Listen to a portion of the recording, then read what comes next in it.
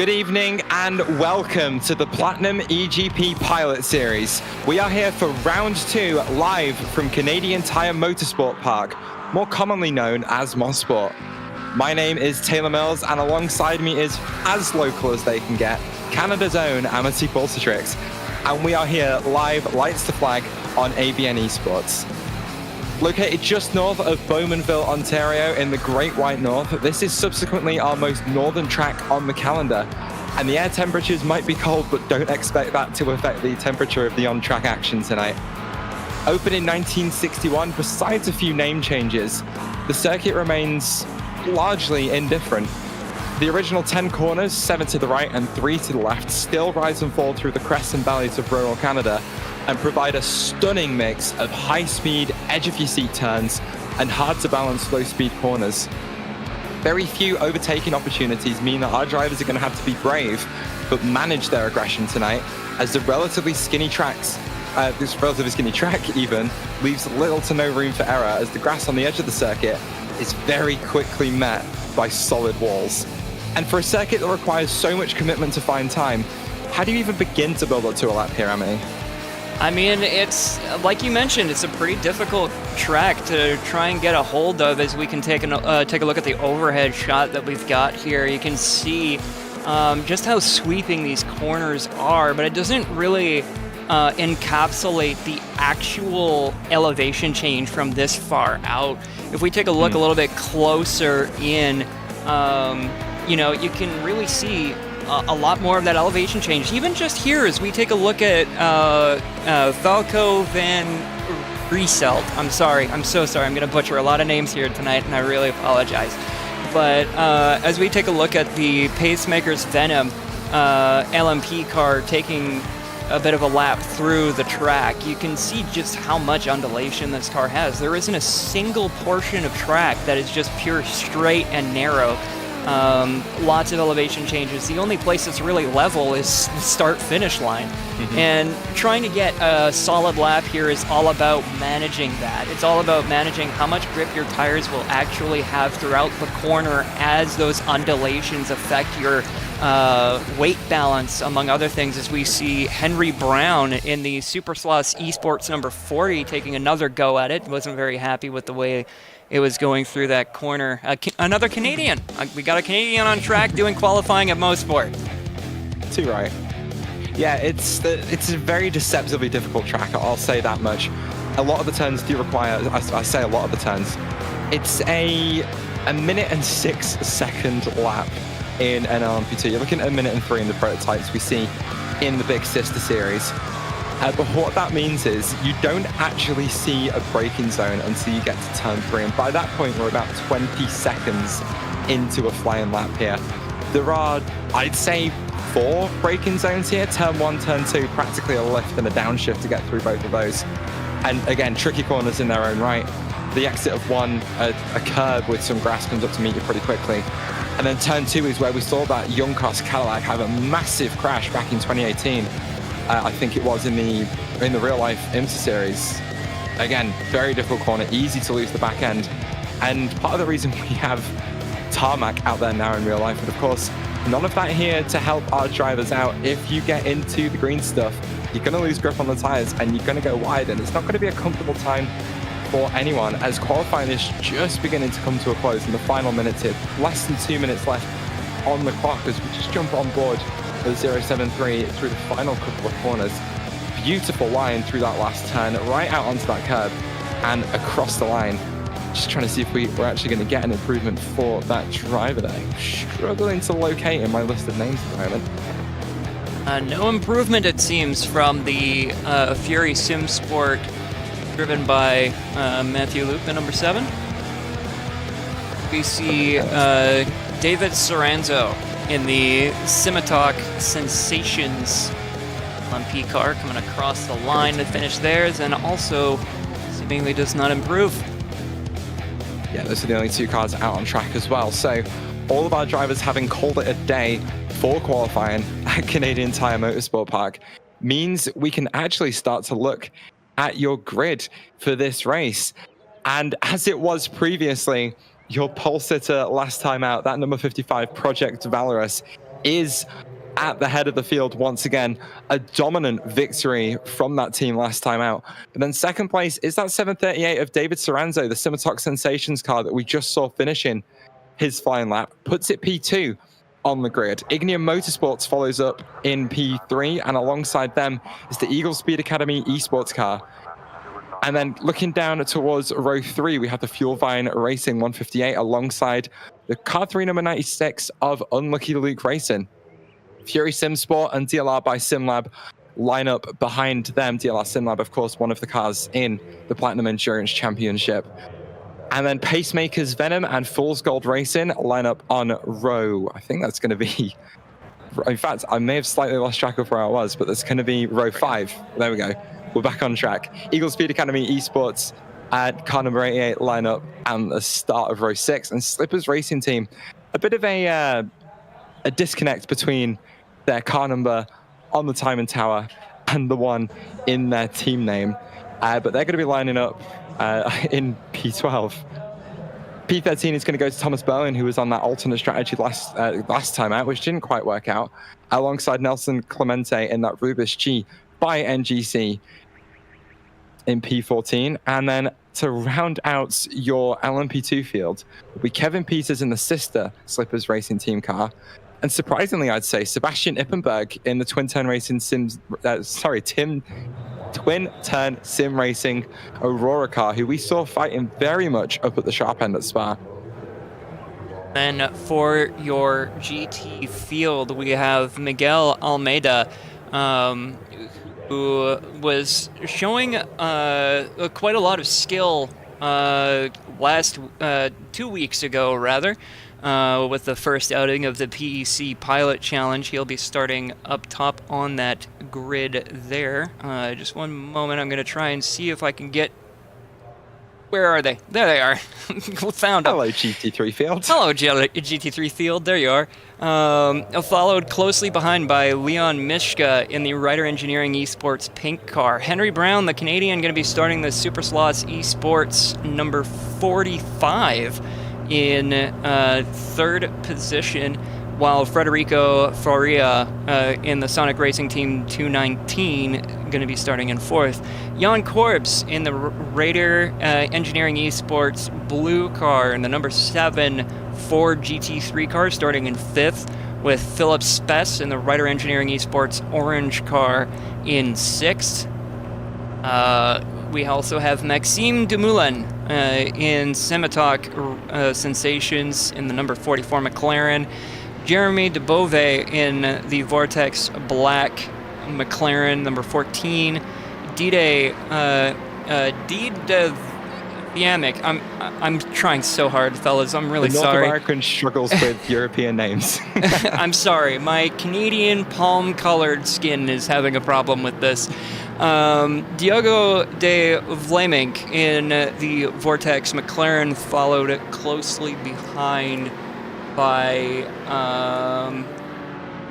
Oh, now I've lost where I am. Easy one for you. Gus Franken is going to line up in the sister Vortex car alongside Anthony Quattaranta and Navarro de Bova and Louis Gaspar down at the bottom of the field, which again is surprising, are very fast drivers, but we've got to speed through slightly as the LMP2 field are coming around to start this race. It's going to be Luke Smith leading the field away once again alongside David Soranzo.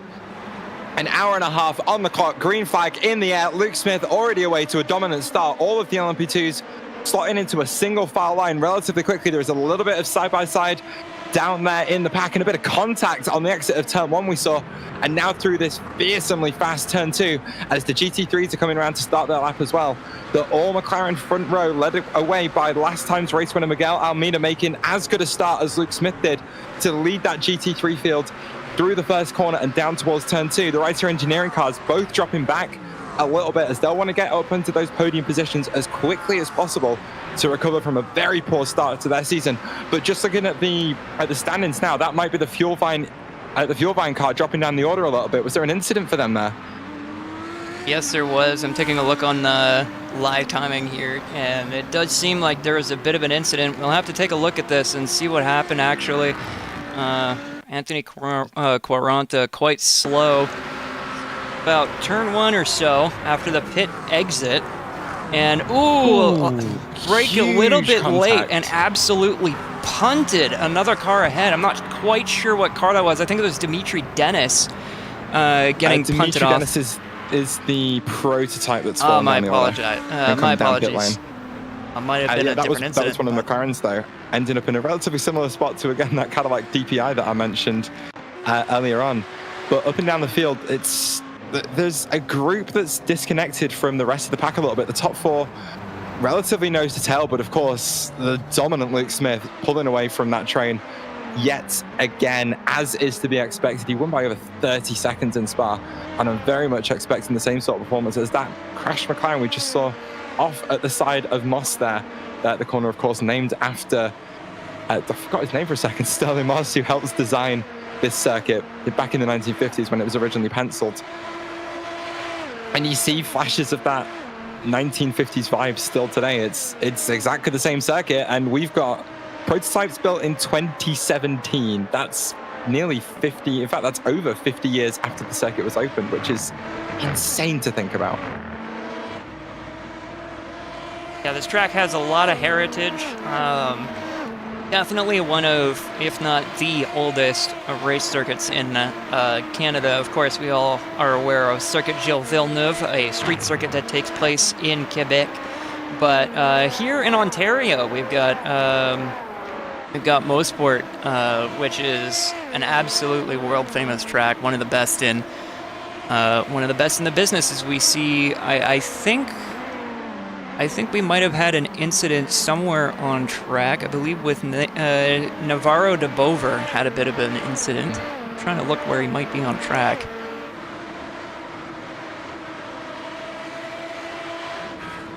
That'd be the wrecked McLaren, actually, that previously got run into. That car's actually crabbing. Oh, it's crabbing quite a lot, yeah. I expected it to. Wow. So that big hit with the Audi into turn 2 on that point is effectively going to end de Bover's race, as we get a little bit of a replay of him coming down through turn 6 and 7 and into turn 8. It's already crabbing. Pretty much sideways. Yep. Oh, and a snap into turn 8 is going to pretty much decide the fate of that car. He was doing really well to drive it to the pit entrance as well at that point when it was crabbing so hard, but just having that misfortune, that unfortunate slip up, slipping the car sideways. It's really rough, but he was doing a good job to get it around the track, and it's now in the pits. Slightly further up the field, though, we do have a battle starting to develop. As I say that, Nelson Clemente, who's had the pressure on Killian Claes for all of the 4 minutes of this race so far, just runs a little bit deep into turn 2, scrubs off a bit too much speed on that outside line, and lets Killian Claes just get away a little bit, whilst allowing Alex Deiter in that number 2 car to close up to the back of him just a little bit more. As we come through turn 6 and 7 again, which is basically one big long straight with a couple of kinks in it, as they rise up that hill, the slipstream doing all of the work on the straight, as there is a battle just slightly further up the road for P9 between Luke Tunison and Kevin Peters. They're just about going to get it sorted out before that long right-hander of turn 8, both of them filing through relatively cleanly, as Tunison is going to keep a hold of that position, and Kevin Peters is going to have to look for another opportunity on another lap.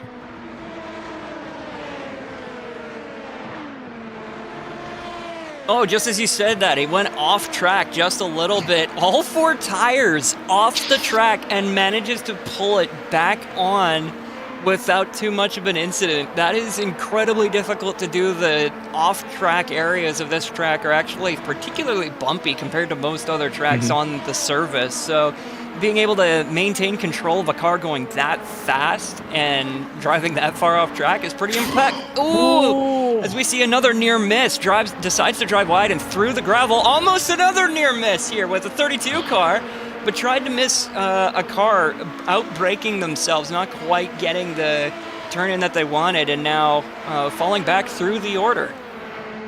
And contact down the straight. Kevin Peters, who was just fighting for P9, is now having a scroll, and there's contact on the way into turn 8. Peters just squeezing Sebastian Ippenberg to the inside of that corner a little bit too much. Isenberg even didn't have anywhere to go on that inside line, just bumps the rear corner of Peters and spins round into the tarmac on the outside of that turn, he's going to be able to continue. But after a poor qualifying, that is not the start to the race that Isenberg wanted. That was a pretty rough go of things. We're going to take another look at things. It started off really strong, the two of them getting side by side, almost door banging. And then, yeah, it just seems as though there was just trying to take some room that wasn't really there, and the twin turn Aurora car gets spun around.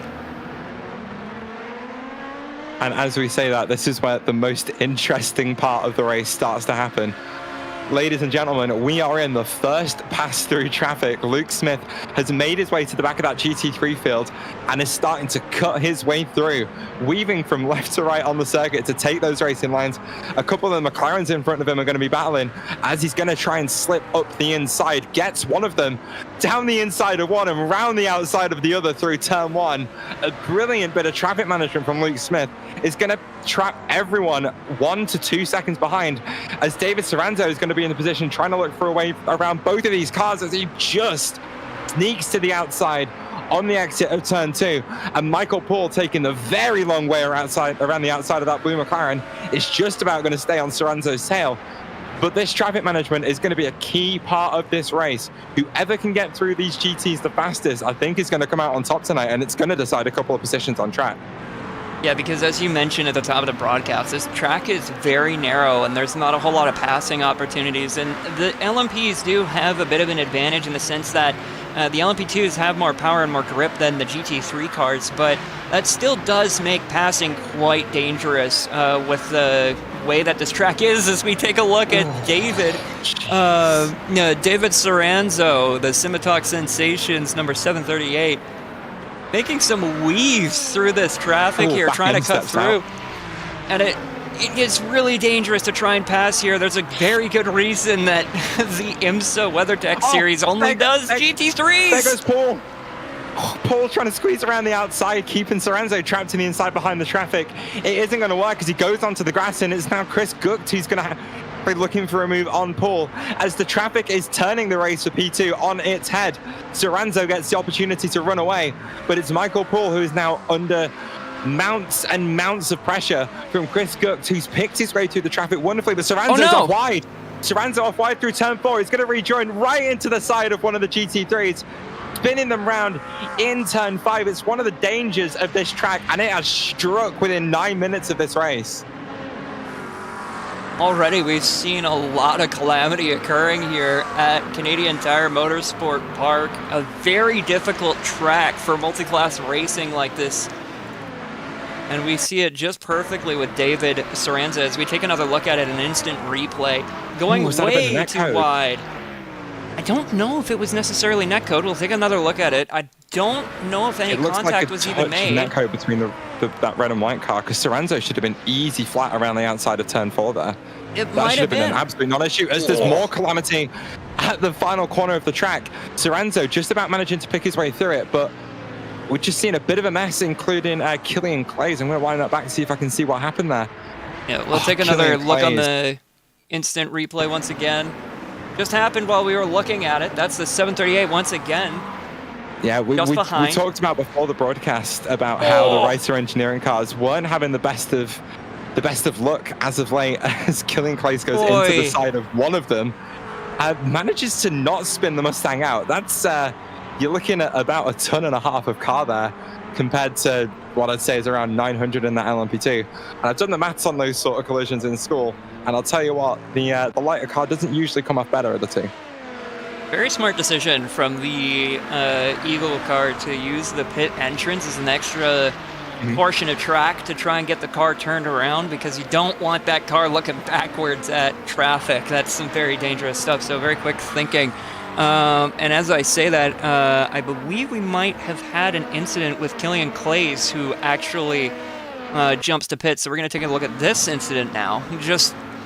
It seems as soon as the LMP2's... Oh, yeah, it's out of alignment. Another crabbing car. That is the second time we've seen a crabbing car this race. Did they fish much up there? I mean, there's a lot of good fishing out in Ontario, I can tell you that for sure. You just go north to Hudson Bay. Well, there you go. Two of our drivers partaking in a little bit of crabbing out there on track today, as Killian Claes is going to take himself down pit lane and effectively put himself out of this race. But one of the biggest gainers out of all of that is going to be that car in, I believe, P2 at the moment. Oh, no, yeah, there he is. Michael Poole in that Canadian Motorsport car. Started third, moves up to second after that. Just other prototypes getting caught up in incidents and moving him up a position. I don't think he's going to be much of a threat to Luke Smith.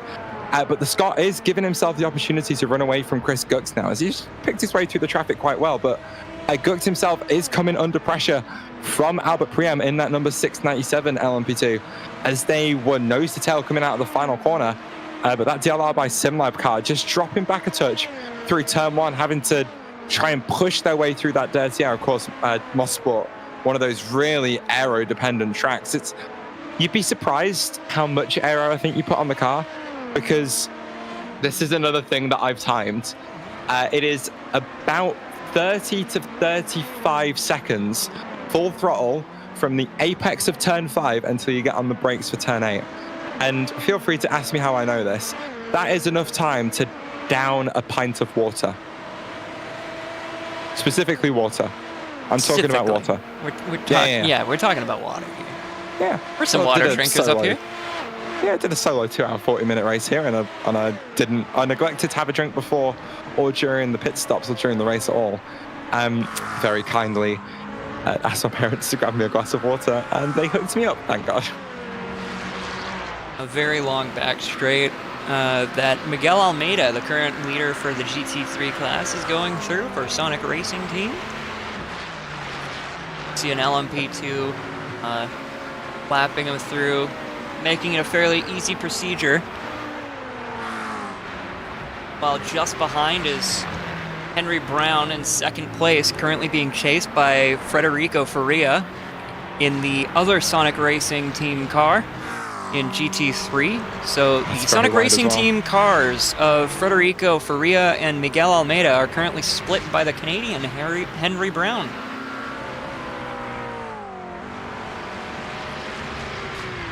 Just trying to have a look down the field quickly to figure out exactly who it was alongside Almeida on that front row, but I can't seem to find the car that started the race in 16th on the grid, because of course that was the car that got hit by David Soranzo at the apex of turn 5.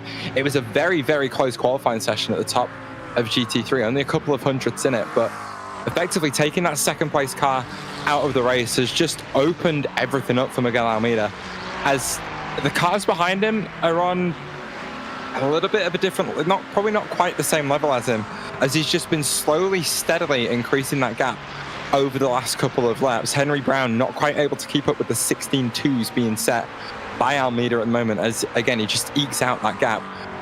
But Brown has got the company of Federico Faria behind to worry about as they come through that final sector once again. Some beautiful camera shots, just those curb angles are always stunning, as here comes your fight for P2 once again.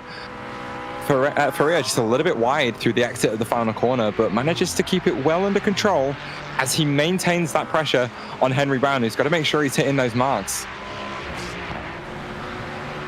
Absolutely. Consistency is really key throughout any kind of motorsport, but especially here at Canadian Tire Motorsport Park. These undulations in the track that become very obvious in these static cameras, you know, there is no forgiveness here. If you make a little mistake, those undulations, you can hit a bump the wrong way in a way that you've never hit it before, and that can really upset the car and cause a lot of problems.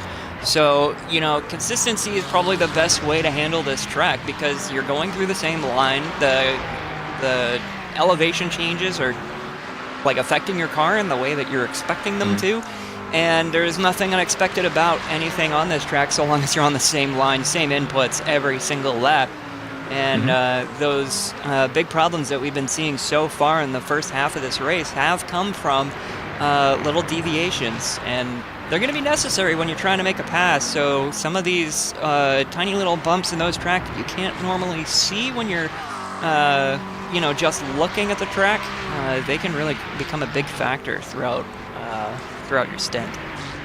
I think the one thing we haven't acknowledged yet today, as much as we've seen it on track as Luke Smith is threading his way through the traffic once again, is just how densely packed of cars this circuit is.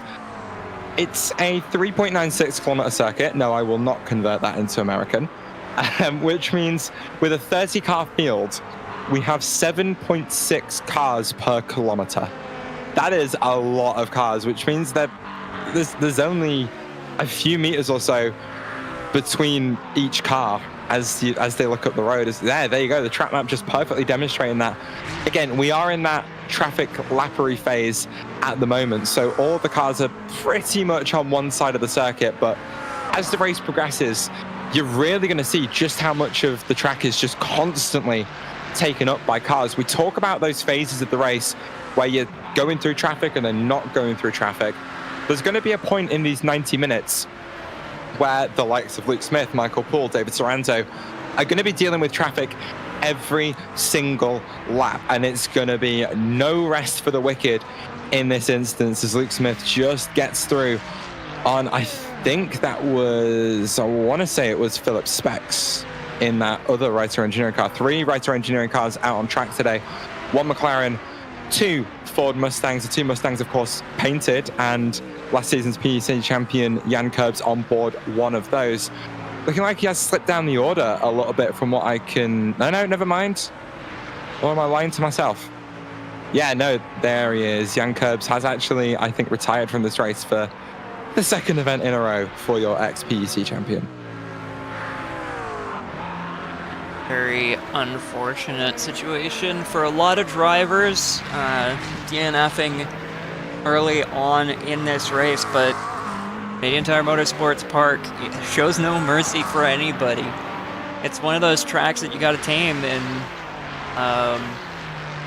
unfortunately, when you're in proximity with so many different cars with so many different power to weight ratios, that lack of mercy can really start to bite as soon as the race starts. Yeah, because that's the thing about these cars. This is going to sound really strange. There's not too much difference between them, as that is going to be, I think, Specs coming down pit lane. So, or is that Jan Kurbs coming back out? That's Jan Kurbs coming back out. Okay, so maybe an early stop, maybe a little bit of getting some repairs done. Not quite sure. I'm just trying to have a peek at how long that pit stop was. I do have that information. I just need to get my hands on it. Saying that, he is a couple of laps down, so I do believe he will have picked up some damage there and had to get that repaired. But we talk about how different these cars are. GT3s weigh about a ton and a half, usually, when they've got the balance of performance applied. LMP2's about 900 to 1,000 kilograms, as I think that's Luke Smith just looking for a way past one of the lap cars. But they both have around 500 to 600 horsepower. It's not that too different in terms of actual power these cars have. So of course the P2s are going to be a lot faster off the corner, but straight line speed isn't too different, as we do see the prototypes just struggling to get to the GTs by the end of the straights. It's quite entertaining as someone who drives the GTPs quite a lot. So watching the LMP2 struggle to pass a GT3 is it's a little bit, there's a little bit of vindication in there, I can't lie.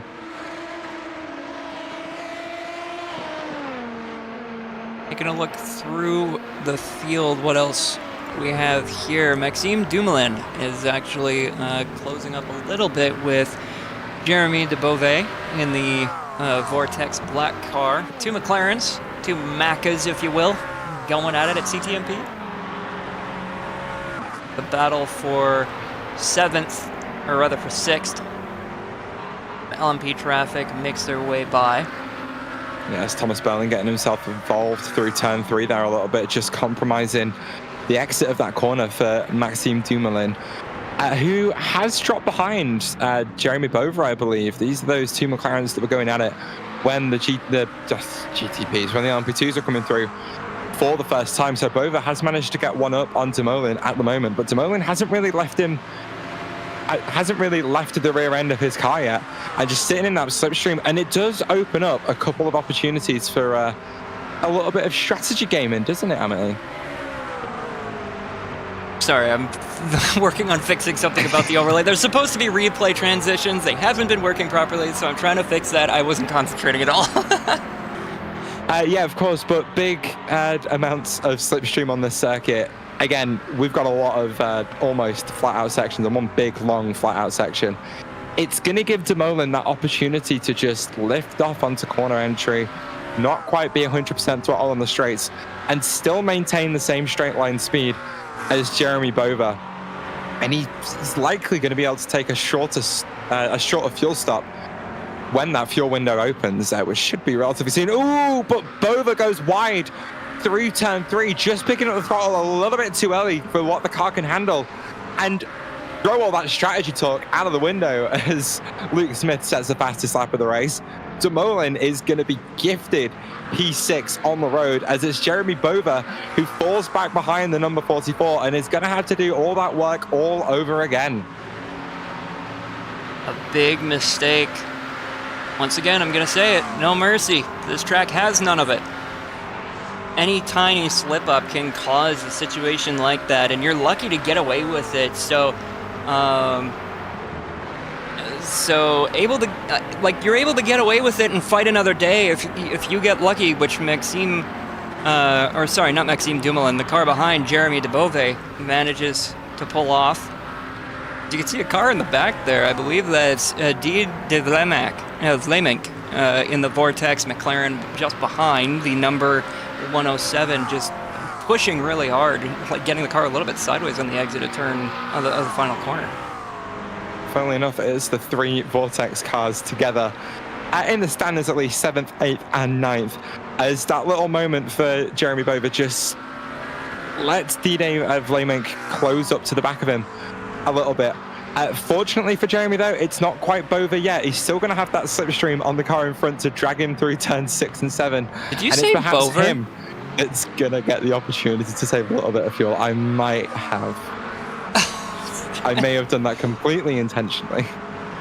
You know what? I respect it. I don't know if Jeremy's gonna appreciate it, but I can at least appreciate a little bit of wordplay. Taking a look elsewhere on the field, we've got a little bit of some closeness here between David Soranzo and Falco van Rieselt of the Peacemakers Venom. I feel like I'm getting a little bit better at this. Once I get familiar with everybody's names, I think I might get better over the year. Yeah. But we're seeing David Soranzo in the 736, leading Falco. And they're coming onto the back stretch here. LMP2's battling for 6th position. Just barely out of the slipstream, by the way, is David Soranzo. Just barely out of the slipstream to prevent Falco van Rieselt from getting any benefit from it. You typically want to be within about a second to get the full effect of that drafting mechanic and be able to slip on close up to the tail end. It's something that I call a little bit of a limiting factor in the prototypes. The slipstream is a little bit underwhelming, and especially back when, during the LMP1 days, on that aero map, we didn't really see the effects of slipstream until we got above 300 kilometers an hour. There's a sort of similar effect in the LMP2s where you have to really get above 210, 220 before you actually start to see the slipstream starting to do some work. And I don't know, I feel like it partially dulls the racing a little bit. Don't get me wrong, I've still had some brilliant battles in prototypes as, Falco van Rieselt just going a little bit wide through turn 5, a corner that's bit many times today. But one of the Audis nearly... Wait, it's raining. It just started raining. I see it. Well, that is something that perhaps I definitely didn't expect. Should have checked the weather forecast, but looking at it now, we have a 100% chance of rain that slowly peters off until 2 p.m. local. So, after all the excitement of this race so far, it looks like our drivers are gonna have a decision to make. This is something that I'm so excited to see because I have never, ever seen a broadcast or broadcasted a race with wet weather. This is going to be absolutely exciting indeed. Canada is usually fairly wet, depending on where you stay in the country, of course. In my neck of the woods, over in the Central Plains, so Alberta, Saskatchewan, Manitoba, and those kind of regions, it tends to be either really dry or absolutely downpoured. In Ontario, it's a little bit more mixed. You've got a lot more wet bodies of water right near. You've got the Great Lakes towards the south, and you've also got the Hudson Bay towards the north. So it can be a bit more wet than the western provinces would be until you get up pretty close to the Rocky Mountains and past them through into BC. Which is where it gets wet again because you've got the massive body of water known as the Pacific Ocean there. As we see Luke Smith losing some grip on the outside, grabbing a little bit of grass. Maybe that rain is starting to affect those slick tires and now starting to make that grip fall off. Yeah, we know how slippery the Riverdin line can be once it gets wet. Luke Smith coming a cropper to that a little bit. But I'm just having a look at the radar now, and just to keep things a little bit interesting, it's just a single sweeping band of rain that's going to take about half an hour, 20 minutes to sweep over the circuit before that chance drops down to 0 once again.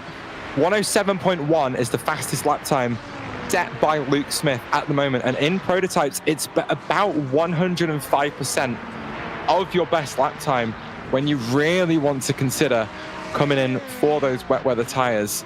So just to give you an idea as to what sort of lap times we're going to be seeing out of him before he decides to pit, we're looking around 1 minute 11. The pace should drop off to around 1 minute 11 before I think the LMP2s are going to start thinking about wet weather tires.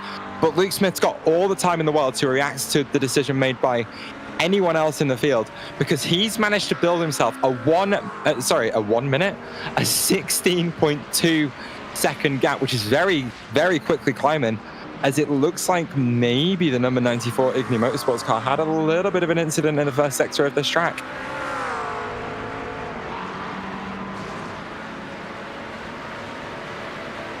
Trying to take a look here. I don't think I got the incident reported on my little ticker here, unfortunately, so I won't be able to go back and see what exactly had occurred.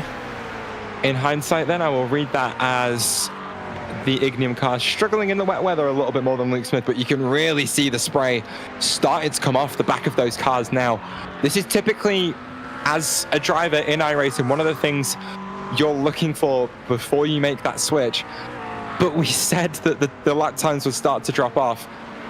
Luke Smith just seems to have found a little bit more pace. A 107.6 last lap, which is only half a second off his fastest lap time so far this race. So the wet weather not affecting his confidence or grip levels or ability so far, as he's actually gone purple in the first two sectors.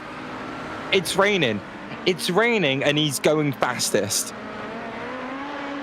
This is nuts.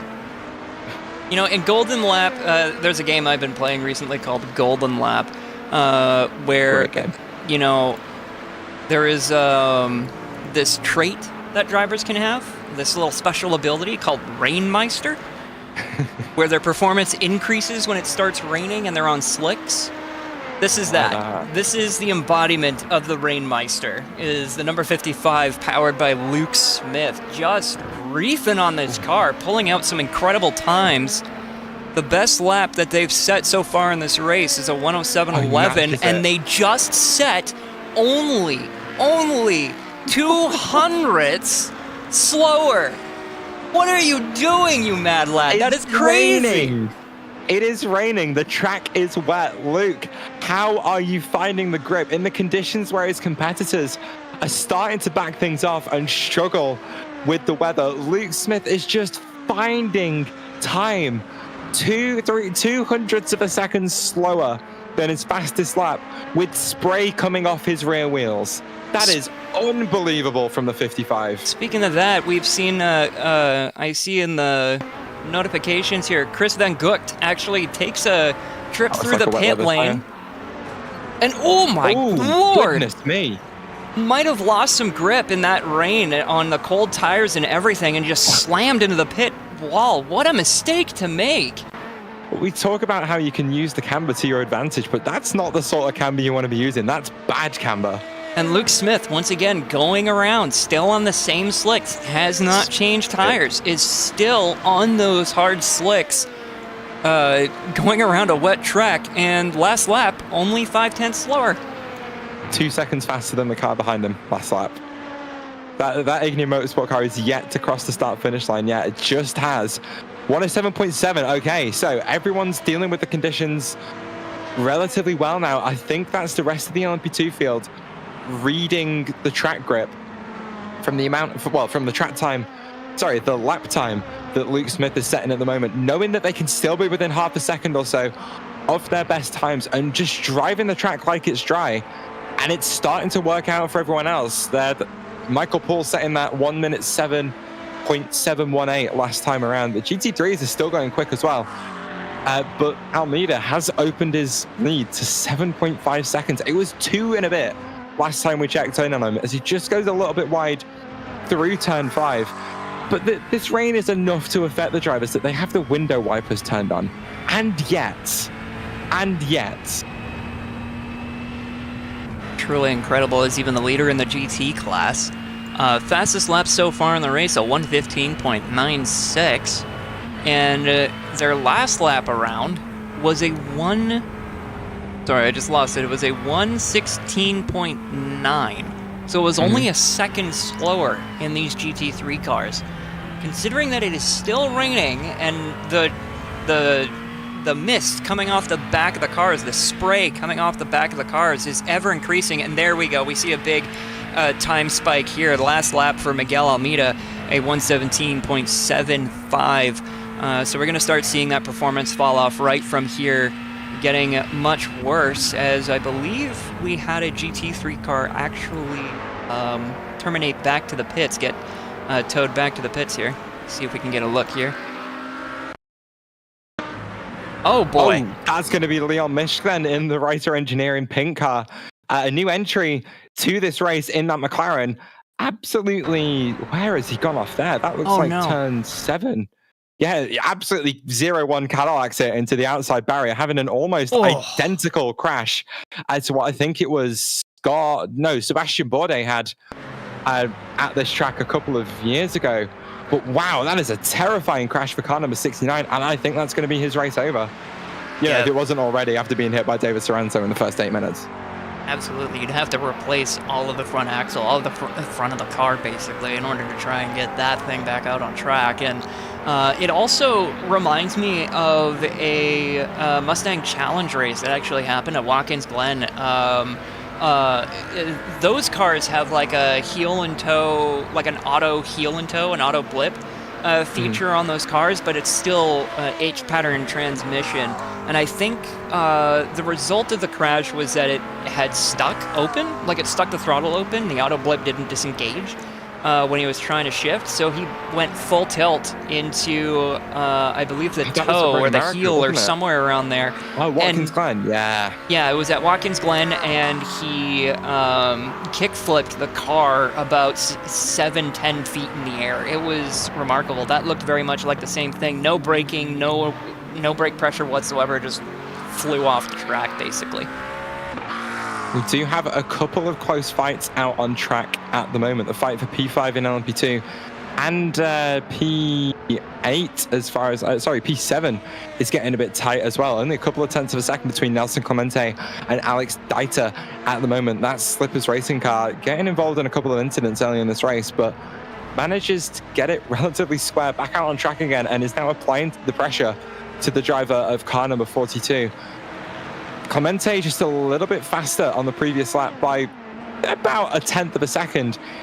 It doesn't sound like a lot, but once you can start throwing the really dirty air at the car behind is when those gaps really start to open up. But Deiter with the confidence through the corners at the moment came from 2 tenths back in the first 4 tenths back in the first 3 turns, and is already back right on the tail of Clemente. An opportunity then perhaps to present itself on the run down to turn 8, as we have 35 seconds of full throttle action from the apex of turn 5 all the way from the braking zone of turn 8. It's been a slightly delayed acceleration out the corner for Deiter, who's going to drop back to 3 tenths and isn't going to have the advantage of that slipstream down into turn 8, as he's going to have to again wait for another lap to make that move work. Looking on the inboard of Alex Dieter, you could see just how sure on the steering wheel he is, despite the fact that there is a bunch of mist coming off of the car in front of him. And 11.3. Absolutely ludicrous confidence in the rain. You could see kind of the push and pull going through the straightaways. The car ahead, Nelson Clemente, kind of darting away a little bit, but in the braking zones, Alex Dieter catching up just a little piece by piece, a little bit by little bit. It's right on the back bumper. So much more confidence in Dieter in that car. He's gaining so much in the corners, but we talked about how that tire change window may be around when the 111s are being set. The 111s are being set at the front of the field. It may be a little bit of traffic for Luke Smith, but one thing to think about, we talked about fuel strategy at the start of this race, but this has turned into a tire strategy fight now. However, we are 36 minutes into this race. Fuel window for an LMP2 is typically around 40 to 45 minutes here with a little bit of fuel saving. So if you still want to make this a one-stop, you kind of want to push that window a little bit. If you can hold out for another 5 or 6 minutes or so, you're going to be in a very good stop. But just popped up onto my standings, the Pacemaker's car in P11 has actually changed onto the wet weather tire. So that is going to be your litmus test to whether or not the wets are going to be the better tire compared to the rest of the field. Because I'm keeping an eye on Van Riesel, who goes wide through turn 3. I don't know if those wet tires are providing him the grip that he needs at the moment, as he's just starting to fall backwards, as I think that's the Fuelvine racing car. No, it won't be, because the Fuelvine racing car is 10 laps down on him. So that'll be Van Riesel going a lap or so down. That's one of the fights that we're looking at on track. Paul Taylor involved in a couple of battles in Spa. Pulls out of the slipstream of the only prototype, the only car in the field on wet weather tires at the moment, as we're about halfway through this rain spell as it stands. Decisions to be made. Now, this is a very interesting to make, absolutely, because changing at this point, you have to wonder, are you going to get those tires up to temperature to maximize the amount of grip you would have for long enough to make it make sense? Because even though the rain will stop, the wet water is wet. Did you know that? I did hear about that. But, you know, the water is still going to be on the track. The track is still going to be wet. It's going to need some drying off once that rain stops. So there will still be some kind of grace period for those wet weather tires to make sense. But at the moment, with how cold those tires are when you start off on them and how much they need to really get up to temp on a wet track like this, it's I don't know. It's really hard to say how they are in comparison to slicks. Of course, a slightly softer compound on the wet weather tires is going to help them get up to temperature a little bit quicker than the harder slick compound tire. Ooh, is Nelson Clemente big off at turn 5. Car number 42, I think, just about misses the barrier. But Alex Dieter, who's been putting that pressure on that other car for so long now, finally makes his way through and has a clear track in front of him. 9.8 seconds to David Taranto. Clemente struggling in these track conditions at the moment. So perhaps he's thinking it's time for that tire change. We'll keep an eye on him through this final sector as he swings it into turn 8. Just that, you can see that lack of confidence, that hesitation on throttle. He does stay out yet again. So decides the track conditions aren't quite wet enough for him yet, as all the cars are still going relatively quickly, but that's going to be that Slippers Racing Team car up into P7. Another look at that incident there as we took a peek at a different car here on the broadcast. Yeah, just going a little bit wide, out-braking himself, taking a little bit of a hop, but avoiding the wall. That's the most important factor here, but you do have to wonder if that little hop, that little skip and a jump, might have affected some of the underbody components of the car. Maybe the floor might have damaged the floor, or could have damaged some of the suspension parts and affected their camber. It's always a possibility when you leave the ground on these cars, even in iRacing. Yes, indeed. I thought I just heard a little bit of a half spin. I'm just still Luke Smith is in the pits at the moment. Yeah, so Luke Smith then has decided it is time to jump onto that wet weather tire. Is up on the jacks. I'm looking specifically for that change. We won't know until he comes down off the jacks. Actually, no, he has switched. I'm seeing it in the standings. He switched onto the wet weather tire. In the wet, you do burn a little bit less fuel compared to the dry, and Luke Smith thinks that his fuel burn is going to be low enough to get him to the end of this race, as Nelson Clemente comes in as well. The cascade of cars has started as the cascade of rain continues. We have 1, 2, 3, 4, 5, 6 cars in the pit lane at the moment, as Michael Poole of Ignium Motorsport chooses to stay out. But look how little grip that LMP2 has, sliding, drifting through the double apex of turn 5. You'll know more about that than me, Amity, but that is not the sort of thing you want to be doing on an actual road course. No, you don't want to be slipping and sliding around unless it's a Formula Drift event. But Ignium Motorsports, Michael Poole, I feel like what might be relevant to his exceptional...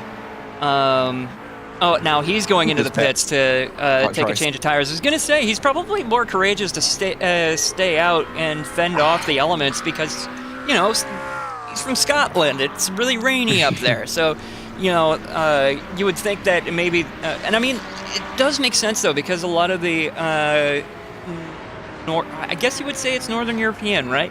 Northwest European drivers tend to do very well in the wet. I'm thinking of, you know, at least for me personally, I especially see a lot of skill from those drivers in Formula Drift. We're talking about drivers like James Dean or Connor Shanahan. Talent on that man.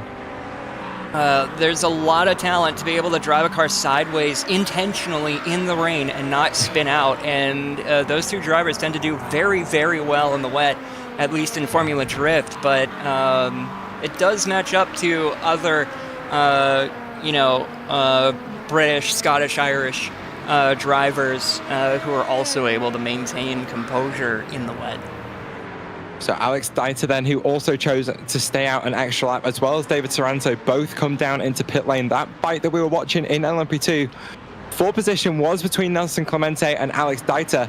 And just as Dieter gets rolling, it's a 7-second gap between him and the driver of car number 42. I think after that little half spin, it's too much of a gap for Clemente on those wet weather tires to surmount, as Dieter's going to exit the pit lane in position 3.5 seconds in front of the Portuguese driver that he was fighting earlier on in this race. So a great call from Dieter to just get another feel for those conditions, but got to give some credit for Clemente for trying it as well. He has closed that gap up a little bit, but it's not going to be enough. We'll see how both of these drivers handle the wet weather tires, because maybe this fight will close up yet again, but that wet weather system is starting to move past the circuit now. Alex Dieter with a significant advantage over Nelson Clemente and taking a 7th position. And our first changer of the tires in LMP2 is still, well, was in 11th, is now in 10th. Falco van Rieselt, currently in the pits as we speak. There he is. But there is Sebastian Eisenberg, who had taken the tires first, and unfortunately it does not seem like he's gotten a whole lot of benefit out of it. He's on the same lap, but he's about 20 seconds away from his nearest competitor ahead of him. It was probably one of those strategy calls, in the sense that, like, well, we're already behind very far, so we need to get off strategy from the cars ahead in order to try and make up some ground. But it doesn't seem to have turned out so well for Eisenberg, or at least in the sense that they haven't really moved up positions. Speaking of strategy calls, we talked about, during the grid rundown, Thomas Berlin and his interesting strategy at Spa that didn't quite work out for him last time out. He's still on the dries. And, oh, no, never now mind. As you say that. There's the commentator's curse. I tried to sprinkle a bit of intrigue and interest into the race and get shot down instantly by the driver that I was talking about, just going, nope, I'm going to pit, as the Jib Racing car does come down pit lane. It's going to stop and put on some wet weather tires. But he's done it really late in the game, because, Amity, I don't know if you can see the weather radar at all, but there's a little black box that represents the circuit right in the middle of the track map, and or the weather map, I should say, and the weather system is about to move past the circuit. So we've had all the drivers switch onto the wet weather tires.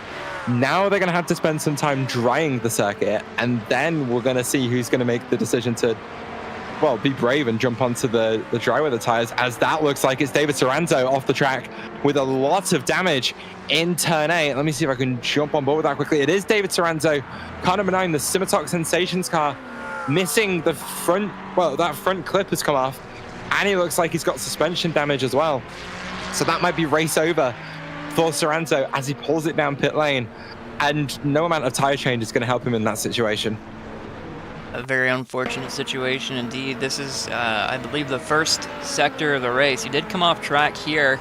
That's why. A bit of a sign of things to come. Manages to bring the car back on track. All four corners of the car off the track, but brings it back in. And then later on, that same lap, we had this incident here. Coming through the downhill section. And yeah, yikes. there it is. Yep. Yep, that riveting line is very, very slippery where Taranto not quite picking the right line to brake on into turn 5. And the lack of traction in the braking line, on the braking line that he chose, just bit him, sent him into the wall, and there's not much you can do at that point. It's a really tricky corner. We talked about how often the racing line switches between sides of the track, and turn 5 is one of those corners where it does exactly that, as we follow this fight between Jeremy DeBova. Oh no, never mind. Jeremy DeBova goes off the track, and this time it might be DeBova for Jeremy, who's gone into the wall, will damage the front end of that car. As long as it's not suspension damage, he should be able to continue. And actually, I'd say that car looks relatively straight. Yeah, likely just a little light nudge on the tire wall. You can see him wiggling the wheel maybe a little bit just to try and test the steering. Not ideal at all, but very bad situation to be in, certainly for Jeremy DeBover. Trying to get stopped, trying to get wound up, and unfortunately having an incident. And as we say that, I think a couple other drivers had some incidents. I'm seeing a bunch of yellow on my screen here, so we'll take a look at what happened here. Oh, this was Jeremy DeBover's off here. I think Deed de Vlamink might have also had an off here. Same corner. I told you. Yep. Oh, that is brutal. Yeah, just tries to get on the brakes whilst turning into the corner, ends up backwards in the wall at the top of Moss. It is a corner that bites, but whilst all this is going on, another car's gone off as well. But as all this was happening, I was just watching a little bit of battle between Sebastian Isenberg and Nelson Clemente, who were having a fight in that final sector. Isenberg has got that position. But here's another replay of another car that's gone off. That's Goose Franken. That's another one. They're not learning. Guys, get off the normal dry racing line. If you brake on there, you're going to have a crash. There's plenty more grip on that inside line. Test it out. Give it a go. See what you fancy. And this was the second car that we saw spinning in the background with DeBover. Navarro. Both Jeremy and Navarro. No, there's two of them. Funnily enough, they're both Belgian. Do you know what other racing team has Belgian brothers in their team? Which one? Mine. Oh, there you go. It's a coincidence. It's not as... Oh, that's one of the Writer Engineering cars off on the inside of the track as well, I think. I might have got that wrong. No, it's the Replica Racing. No, not quite the sister car to one of the other cars on track, but Teodoro, goodness gracious me, just off on the inside of turn 5, manages to get that car rolling again. But yeah, that was a little bit tight for a moment there for Diogo. I don't know whether that was some sort of crash. He looked just stopped on the inside, so it might have been a touch of hardware failure. Let's see if we have a replay. Is it going to be another kit? Same hill. He's done a little bit better.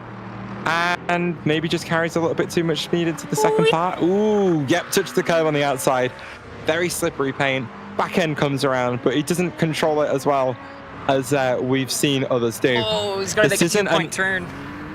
This isn't an RTR Mustang, Diogo Teodoro. Get that car straight and get it rolling again. Well recovered, and did well to not get in anyone's way. So credit where it's due. Good, really, really well driven. Apart from, you know, the slide. But rain is still catching people off guard. Phillips Best also having an issue. Once again, the same... Oh, this is a different corner. I thought it was the same downhill that everybody's been struggling with, but this is a different one. Everybody is struggling here. This is such a difficult track, and in the wet, it gets absolutely no mercy. This track will bite anybody, as we see even the leader, Miguel Almeida, having a difficult time with traction, getting the rear of that McLaren. I think he's still on the dries. From what I can see, he hasn't pitted and stopped for any wet weather tires yet. I think he thinks he can see this rain out. The gap between him and the car behind is still 6.9 seconds. Neither of these guys, in fact, none in the top 6 as far as I can see, have actually pitted for the wets yet. So an interesting call from a good chunk of the GT3 drivers to stay out on the slicks on a track that is still very wet.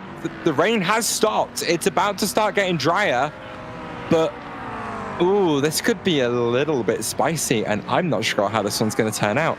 Oh, Miguel's off track. Please don't let that be a precursor to what we've already seen before. We saw an LMP car going off track, coming back on, and then later that same lap, burying the nose into the tire wall. I really hope this is like a sign for Miguel to blow it up just a little bit, be a little bit more cautious on those slicks, because at this point they're probably a little bit worn out, but also you have all of this water on track. The standing water, as you see, is going to be lapping a damaged and wounded car over here. There is one car on the wets in GT3, and it's that pink Audi up the road. And I'll tell you what, they're not setting blistering lap times at all. So I don't think anyone's really concerned about jumping onto the wets at the moment, but it's still, I've never seen this before. I thought the GT3s would be one of the first to jump ship as Miguel Almeida, a flash on the headlights to get Gus Franken out of the way, who's staying out there with no front clip on that car. A very, very brave choice. It's going to have a lot less downforce on that McLaren to get him around this high downforce circuit. But look, this is dry tires versus wet tires at the moment, and it just doesn't look like Commentator has the grip to keep up with Miguel Almeida. Could be a difference in driver ability. It could be a difference in the tires or setup. I couldn't tell you, but as tricky as the conditions look out there right now, it doesn't look like it's wet weather conditions for the GT3s at the moment. I mean, that pink Audi is struggling quite a lot from Anthony Caranta, and to be very fair to that Audi that is struggling quite a lot out there, was involved in an incident earlier on today. As we see, there's a car. Ooh, that's a Ford, Diogo. Yeah, Teodoro, I think, making a similar mistake to what we've seen so many drivers do so far this race, braking on that dry line, expecting the grip to be there, and somehow being surprised when a strip of rubber is less grippy than tarmac. Same section of track, same, yep, staying on the racing line. Can't brake on the racing line here anymore, fellas. You'd think they would have learned that by now. Hey, it's one of those things. At the end of the day, rain is still only 6 or 7 months old within iRacing, as Jan Kurb's going for a spin into a very unforgiving concrete barrier on the inside of the circuit. If you had any sort of steering lock on, that front left corner is going to be a little bit bent, but he's certainly lost a significant chunk of downforce from the front of that car. But the rain is still a relatively new phenomena in iRacing, and even for myself, someone who races relatively regularly, I think I've only done, I don't know, I don't think I've even driven in 10 wet weather races yet. Obviously, I've done lots of practice sessions in wet weather, but I don't think the amount of races that I've actually, that's going to be David Soranzo off at turn 5 again, I think. Trying to take a look through here. That one. Soranzo on. That was Soranzo, yeah. He's towed to pit lane. So Soranzo ended up in a barrier. Again, tows it to pit lane this time, so perhaps frustration getting the better of him, and he may end up in the pit lane for the rest of this race. It's another car that's decided to brake on the rubbered in line. Credit where it's due, he was a little bit off it, but the left-hand side of that, the left-hand tire is just not providing the braking grip that he needed for that corner, as he just plows straight into that tire barrier. And there was another car in the barrier in front of him, and it was a very, very close call between those two. I don't quite know which LMP2 that was. I'm seeing if I can flick through the field and have a check, a little bit of car recognition. Yeah. Oh, that was the Albert Preem. That was the DLR SimLab White. DLR and SimLab White had a bit of an off here. This is going to be a great replay. You can see David Sorrento there in the background after we wind it on a little bit. It's going to be the same incident that Sorrento had. Oh, yeah, there's 2 another cars GT having the same car. incident. One of the Debovas having the same incident that they had before. So another, I think that's another one of the Vortex cars falling foul. A Sorrento flying in from what I think they'd call stage right. Very impressive to not hit Albert Preem, who gets away with that one relatively unscathed, but just lose a good chunk of time to Matthew Luke, who's now 2.7 seconds behind and is looking to try and catch. But Amity, the rain has stopped here at Mosport. It's not looking set to return, and the amount of spray coming off the back of those tires is reducing significantly. Yeah, absolutely. The track seems to be drying up a little bit. Still very wet in spots, and we've been seeing cars still going off track in pretty much the same spots. That racing line's still very rough to drive on. And you can see the spray is even a little bit variable. There's some parts of the track that are still very, very wet, and others that are starting to dry out a little bit. We take a look at Miguel Almeida in the Mecha GT3. We've been watching him throughout. What line is he going to break on? GT3. Ooh, makes a bit of a mistake, goes a little bit wide. See that? What line is he going to break on? Gonna break on the correct line here. What line is he going to break on? Breaking on the racing line, keeps it straight. How has he done that? Oh, he's outbraked himself. He's gone wide. Yep. Okay, fair enough. Well, that makes sense. We were hyping him up as being some sort of driving god there for managing to get the car stopped on the rubbered-in line. But no, doesn't quite manage it. Tries to outbrake the LMP2 into turn 5. Ends up going wide himself and just letting your race leader through, who we've seen a good chunk of in this race so far. But someone who hasn't seen a good chunk of that driver in this race so far is your car in P2, Paul Taylor in the full scored racing car, who is 30.3 seconds back on the race leader as of last lap. 30.3. If there was an indicator that you needed that Luke Smith was him, there it is. You did notice, or you did note earlier in the broadcast as well, you hadn't really done a whole lot of rain racing. Rain racing is kind of my thing lately. I really enjoy doing a lot of rain racing on iRacing, and what we've seen here is pretty much over the past about 10-20 minutes or so is pretty well the don'ts of rain racing. You really don't want to stop use at all the rubbered racing line. It turns very slippery very quick. You also don't want to push the car too hard. As soon as you start pushing your tires to the limit, any little bit of hydration between those tires and the track that is more than you expect is going to slip your car into hydroplane mode, and you're gonna basically be floating across the track rather than gripping onto it. So you don't really want to be pushing these cars past their limits too much. You want to be dialing back your pace quite a significant amount, and it does feel surprising all the time just how much you have to dial it back in the rain, but it is fairly similar to real life. I've driven on the highway before where it's been really wet, and hydroplaning is very easy to do. It's also terrifying, even in a front-wheel drive car that actually has some pretty good tires on it. It still feels absolutely horrible. But that spray at the moment is practically back down to where it was, well, when we still had about 10 minutes of running on the dry weather tires for these drivers, as Paul Taylor is going to slide through to take the lead, as Luke Smith is going to be the first driver in the LMP2 field to jump ship from those treaded wet weather tires back onto the slicks. He will be the yardstick for the rest of the field right now. We know how quick he is as he just slides a little bit wide through turn 2. This is going to be a great shot, as that's Navarro Debova just on the outside of turn 3 there. Smith manages to hang on to it, but how is he going to do down here? This is a track that we know has been deadly for everyone else. He stays off the rubbered in line for now, carries good speed into turn 5, and the car grips up. Oh, just touching the curb at the apex of Moss. back end steps out on him, and he gathers it right back up and continues as if nothing's happened. Unbelievable. Turned that steering wheel upside down and still managed to save it.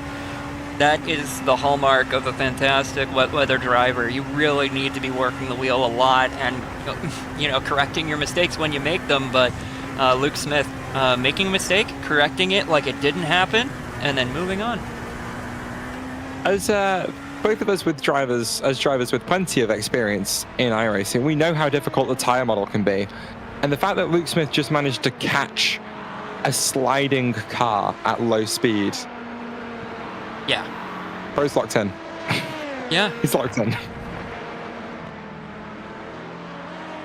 2.2 seconds then is the gap for the lead at the moment. Luke Smith, your previous race leader and race winner from Spa, currently hunting down Paul Taylor, who has chosen to stay on the wet weather tires for now on a track that is pretty much dry and just lacks so much grip compared to the driver of that number 55 car. 1.2 seconds now. Watch how that gap's going to collapse in this final sector. Some gorgeous stationary shots as well, as Luke Smith is right there. He's going to get the job done before Taylor even thinks about pitting. If the 10 doesn't pit this time by, I don't think that's a great decision, but we'll see what happens. But credit where it's due. The fact that none of the GT3s chose, well, a good chunk of the GT3s chose not to switch onto dry tires was a great call. I think it's helped by the fact that none of them did it. Paul Taylor in the pits. Yeah, exactly. Makes that call as I predicted, and Luke Smith comes back through into the lead. But I think it's just a little bit wide once again. But as I think the GT3s were for a good chunk of that were kind of playing the waiting game, like who's going to blink first, like who's going to do it, which is why we saw so few of them pit. Of course, it did catch out a fair few drivers. 2 of the Vortex cars falling foul to the conditions down at turn 5. But at the end of the day, it looked like a great decision because everyone who didn't pit maintained their position in like the top 3, top 5. And it looks like it's going to be a relatively easy double podium for the Sonic Racing team as it stands. 31 seconds between P3 and P2, 9 seconds between P2 and P1, as I think that fight is relatively close to being over. Although, saying that, the car number 44 is only 6/10 off the back of the Vortex Racing, the Vortex Black car. So that's a fight to keep an eye on in the last 27 minutes or so. We missed the hour mark. How could we? Having too much fun watching this incredible weather, mixed weather race, mixed conditions race, as we see Alex Dieter. You didn't see what I saw, sorry. I don't think I saw what you saw. I was just keeping an eye on Luke Smith as the traffic is going 3 wide with each other down this back straight. But Luke Smith tried to go around the outside of Diogo Teodoro through turn 2. Teodoro did not have the grip to hold that car on the inside line. Both of them go wide. Smith ends up on the grass on the outside of the corner and doesn't die. This I need to see. Here comes the replay then. Down into turn 2, Smith with the superior speed in that LMP2 sneaks around the outside of Teodoro, but just goes wide himself, and Teodoro joins him in going wide too. Teodoro was not set up for that prototype to slide through on him. He did nothing to avoid anything happening there. And if Smith hadn't have gone wide, that was going to be a huge collision down on the exit of 2. Honestly, I don't blame you for interrupting me with some squinty noises, because that is certainly a cheek pucker or two from that kind of situation, being forced off by a GT3. As Diogo Teodoro, another issue, once again breaking on that racing line. Same place. Wide. I know there's not a whole lot of rain on the track anymore. We're not seeing a whole lot of spray left, but it's still there. Oh yeah, I mean, we're practically dry again now, but the conditions are still going to be a little bit uncertain for the drivers. But turn 5 has been the corner that has been biting the hardest for everyone out there on track. I mean, you've done a lot of laps at this track. Why is 5 so tricky compared to the rest of the circuit? Easily, like, it's just the elevation change. Genuinely, that's all that it boils down to. It's the most extreme elevation change on the track, pretty well equivalent to Laguna Seca's corkscrew. You're going down and then, but the only difference is at Laguna Seca you're going down and just down, down, down.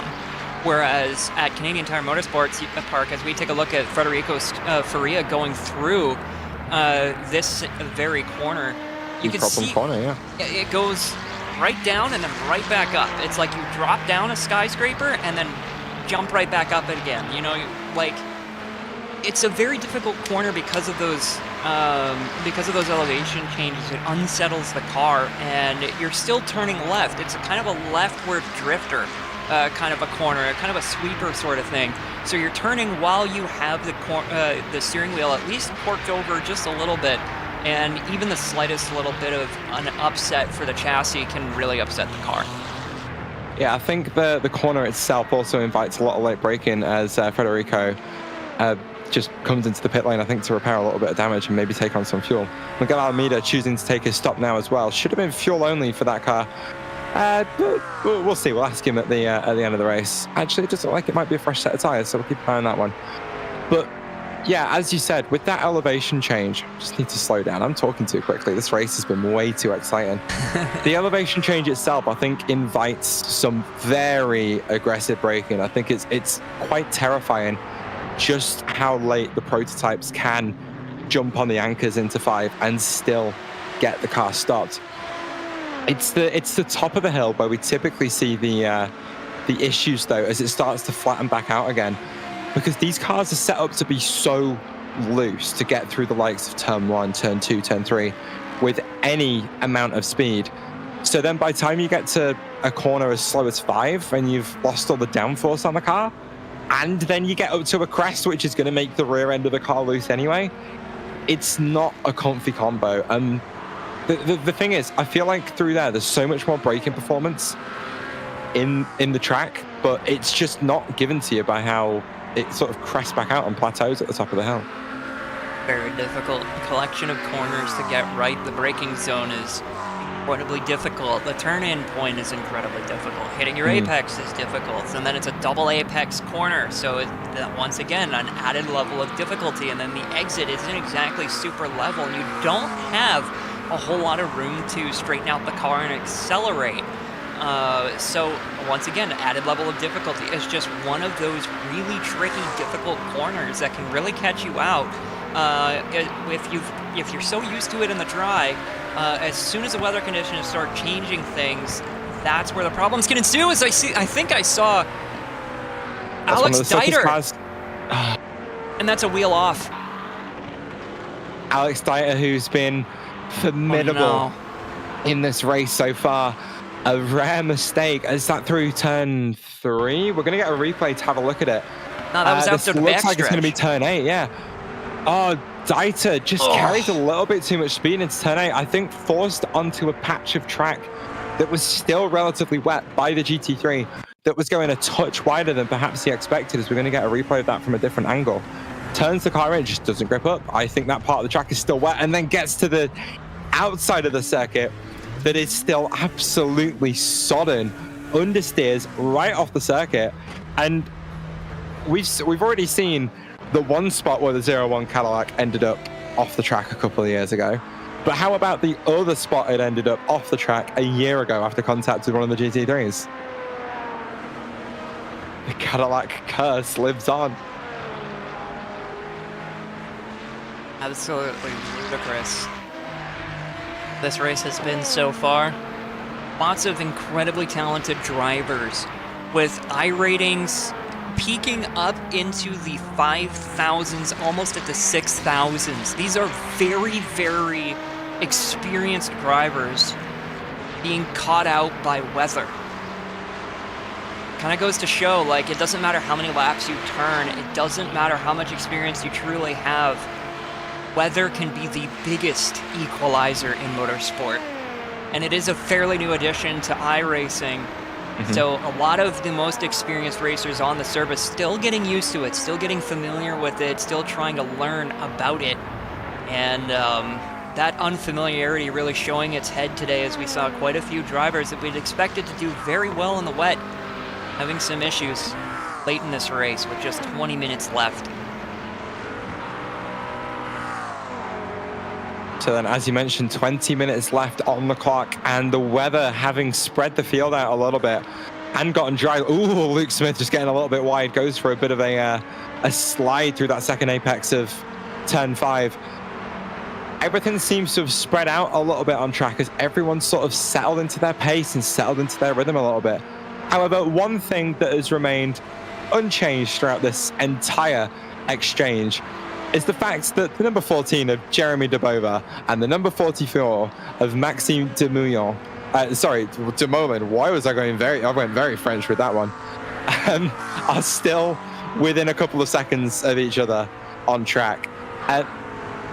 Dumoulin is starting to come under a little bit of pressure from Tide Vlaming, who is a lap down and isn't actually anything to worry about. Yeah, Luke Smith sweeping around the outside of turn 2. That is, I know it looks scary, but that is very normal for prototypes to do. Very normal for them to do on the dry. On the wet, that's an extra level of sketch. But we've seen both of these cars make mistakes, and we've seen Debova off the road. And the fact that even after an hour and 11 minutes of racing, both of these cars have ended up a second and a half apart with, 19 minutes to go in the race. Unbelievable. Unbelievable. Unbelievable. As Falco Van Rieselt, while we were talking, Luke Smith gets past him, but we saw him just a little bit slower than he probably should be. Crashing at the corner that you would have expected by now. It's not a new feature. Not a bug, not a feature.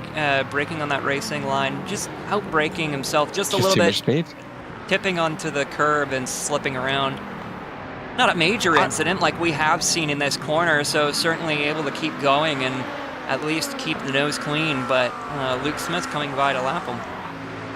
It's not often that I explain or talk about something and then one of the drivers demonstrates it on track. They tend to do the exact opposite, as I think that's Teodoro going wide yet again, denying a prototype the opportunity to get by.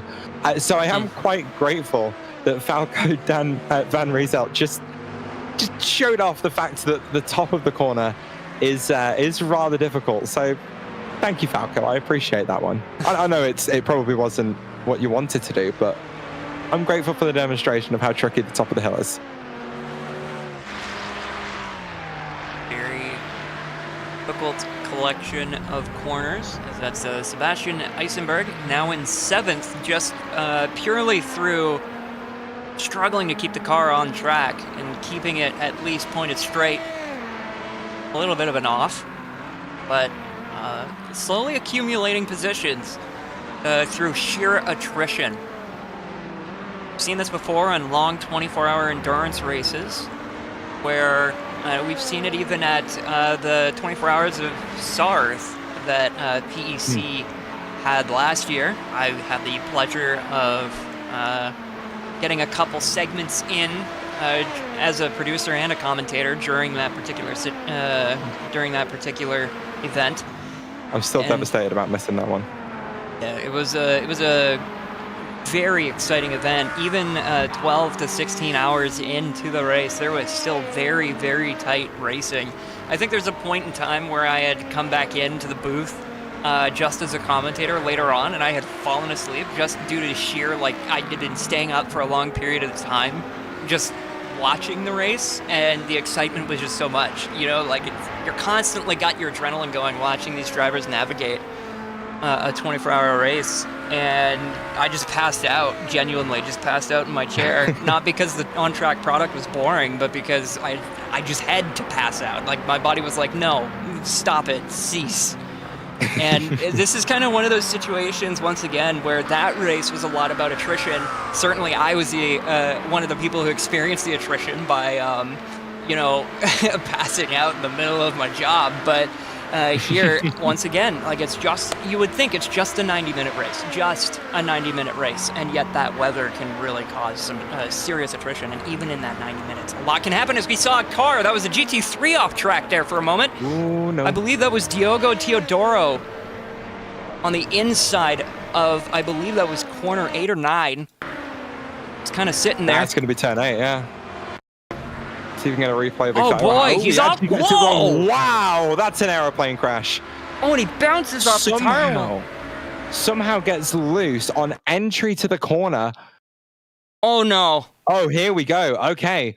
So a little bit of a miscommunication between the GT and the LMP2 on track. The P2 commits to the outside line. Teodoro just chooses not to give it.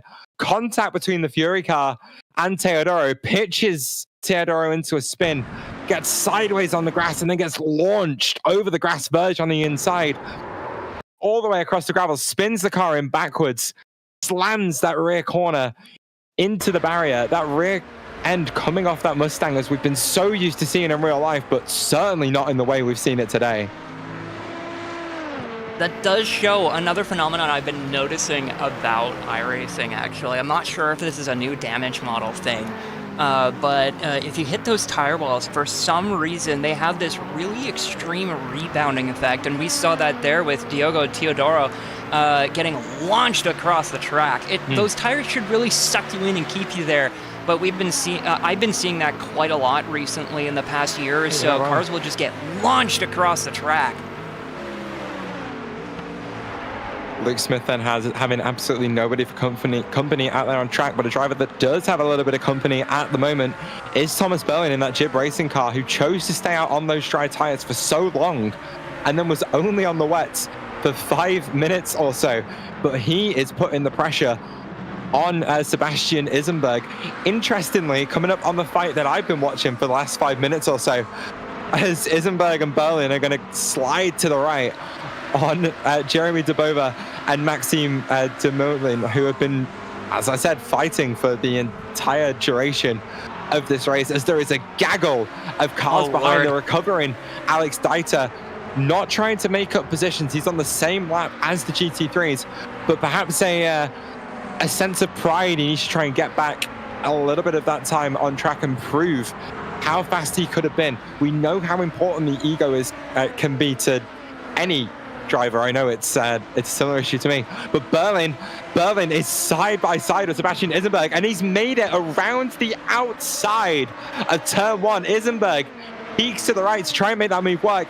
The switchback into turn three doesn't find the line around the outside on the driver that just went around his, as he is filling that red car with that light blue.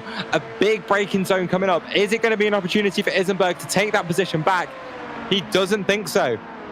Berling, with the half defend to the inside, just holds onto that position through the double apex turn 5, but it's a much better exit for Sebastian Isenberg.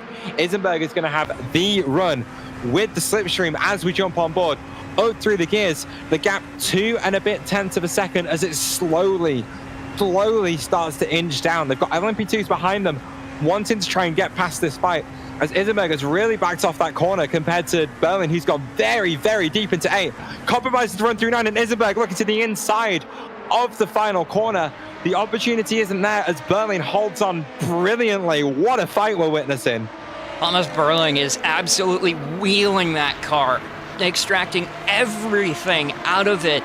As the Australian supercars commentators would say, there's nothing in it. They're just going at it with each other as we see another car joining the battle. I believe that is a lapped car joining the fray, trying to get their laps back, as Thomas Berling and Isenberg are trying to have their fight here. And now getting in between it, we've got LMP2 lap traffic now affecting a battle for position, as Isenberg is now falling off of Thomas Berling. Well, it is these two that are going a lap down. That's 4th place Neil Ferrier in the number 94 car. Of course, the second driver on board that particular car, as he had it handed over to him. Actually, no, he was in the car first and then handed it over to his teammate, and now he's back in the car and trying to hunt down 3rd place. Gap 18 seconds at the moment between those two cars. But no one cares about that fight for that position at the moment. He's just in the way of the fight for P7, as that battle in GT3 still rages on between the two cars that have been going at it for all of the 1 hour and 19 minutes of this race. Demulin is as close as he has been, an opportunity perhaps into the final corner to try and get by. He has a half peak just to put the pressure on Jeremy Debova, who's gone a little bit deep into the final corner. Demulin has a touch of a run coming down towards turn 1, but not enough to make a move happen, as he has to eat up the dirty air of that blue and black McLaren in front. It's McLaren versus McLaren, two very, I assume, similarly set up machines, as it's going to be Well, it's going to be a question of who has a better handle on their car, as Luke Smith, your overall race leader, is going to introduce himself to this battle. He's actually going to send Jeremy DeBover a little bit wide through turn 3, but because Dumoulin was compromised on the entry to the corner, it's not going to let that gap close up too much. It is back to 1/10 of a second, as it has been for the last lap or so. Dumoulin looking for that opportunity into the 5 as they are practically nose to tail on corner exit, but the gap's opened up to 3/10 again. Dieter Vlaming is wanting to get involved in this as well, as he's actually got to run, and they're going to be, no, they were almost side by side through turn 6, but this fight hasn't let up yet. Good Lord. We just saw a fantastic battle happening in LMP2, side-by-side action through turn 1 all the way down to turn 2. And now we're seeing the GT3 sparring with each other. This is for 4th position in class. Jeremy DeBover in the Vortex Black McLaren ahead of us on this camera.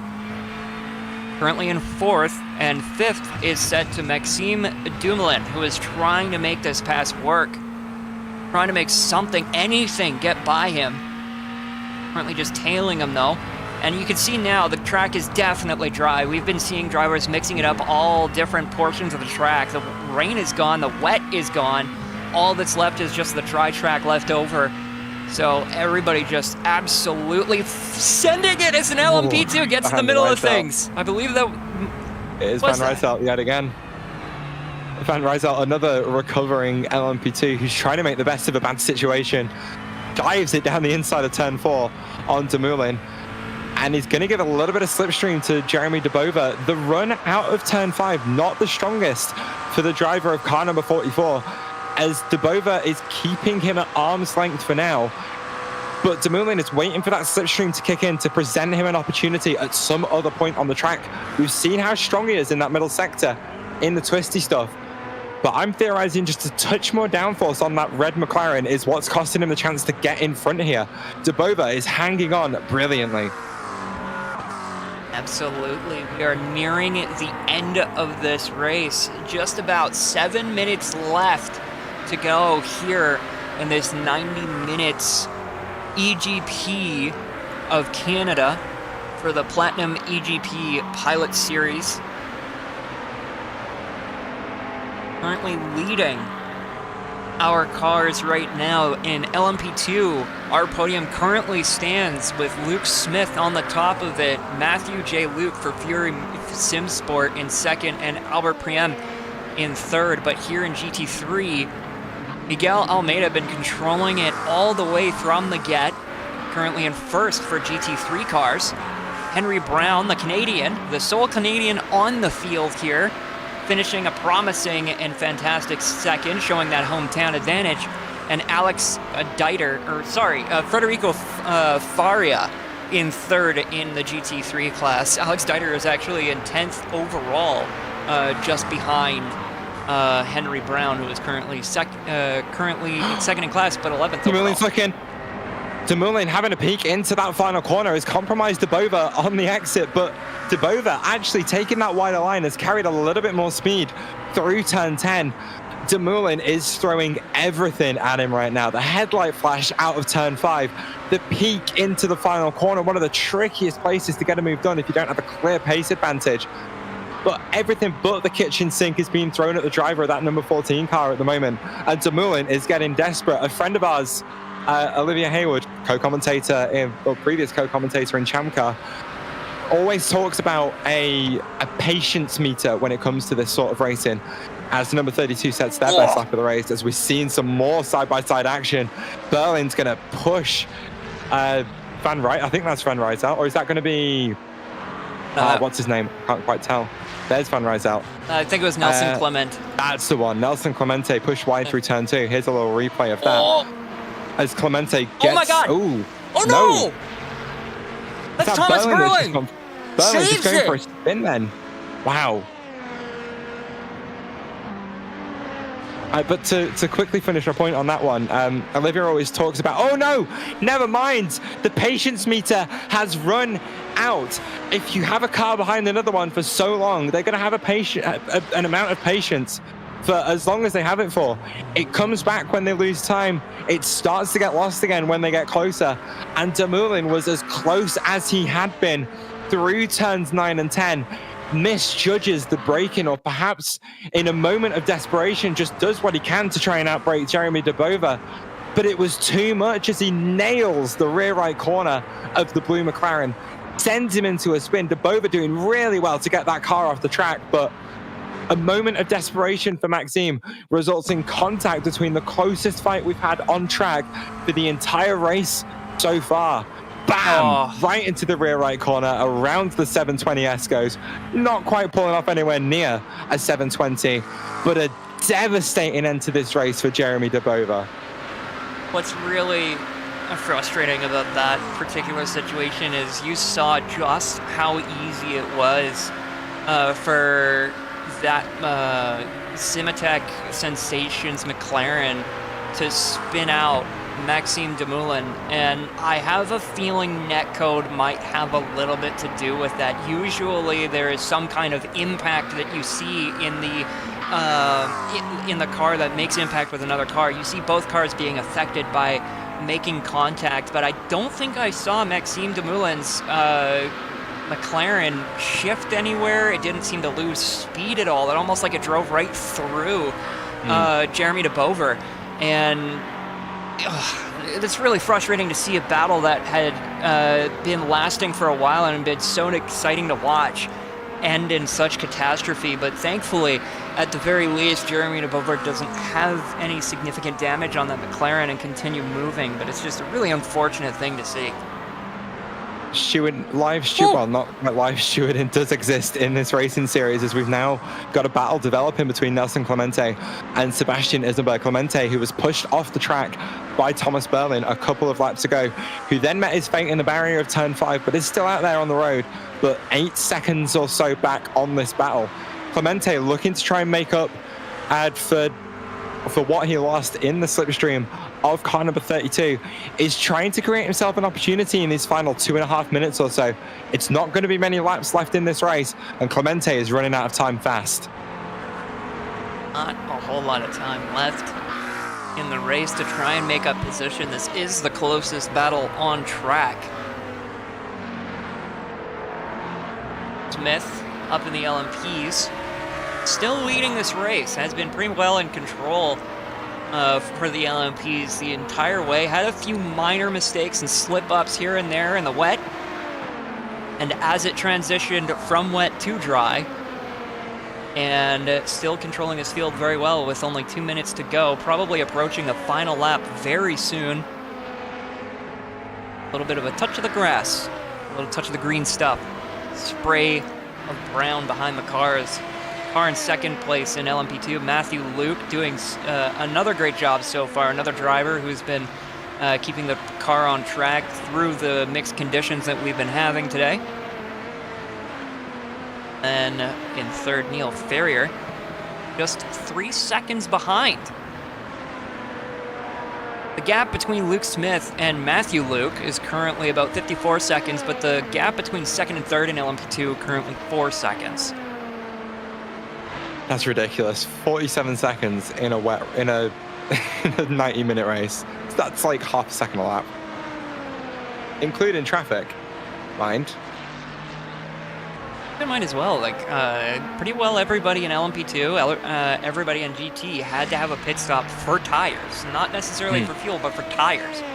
So that's another thing that came into play too as well, the strategy calls, and so that 55-second gap, quite a lot to do with just the raw pace, but also an excellent strategy call, as we saw Luke Smith kind of using some kind of repulsion device on the LMP2, moving the Maca out of the way.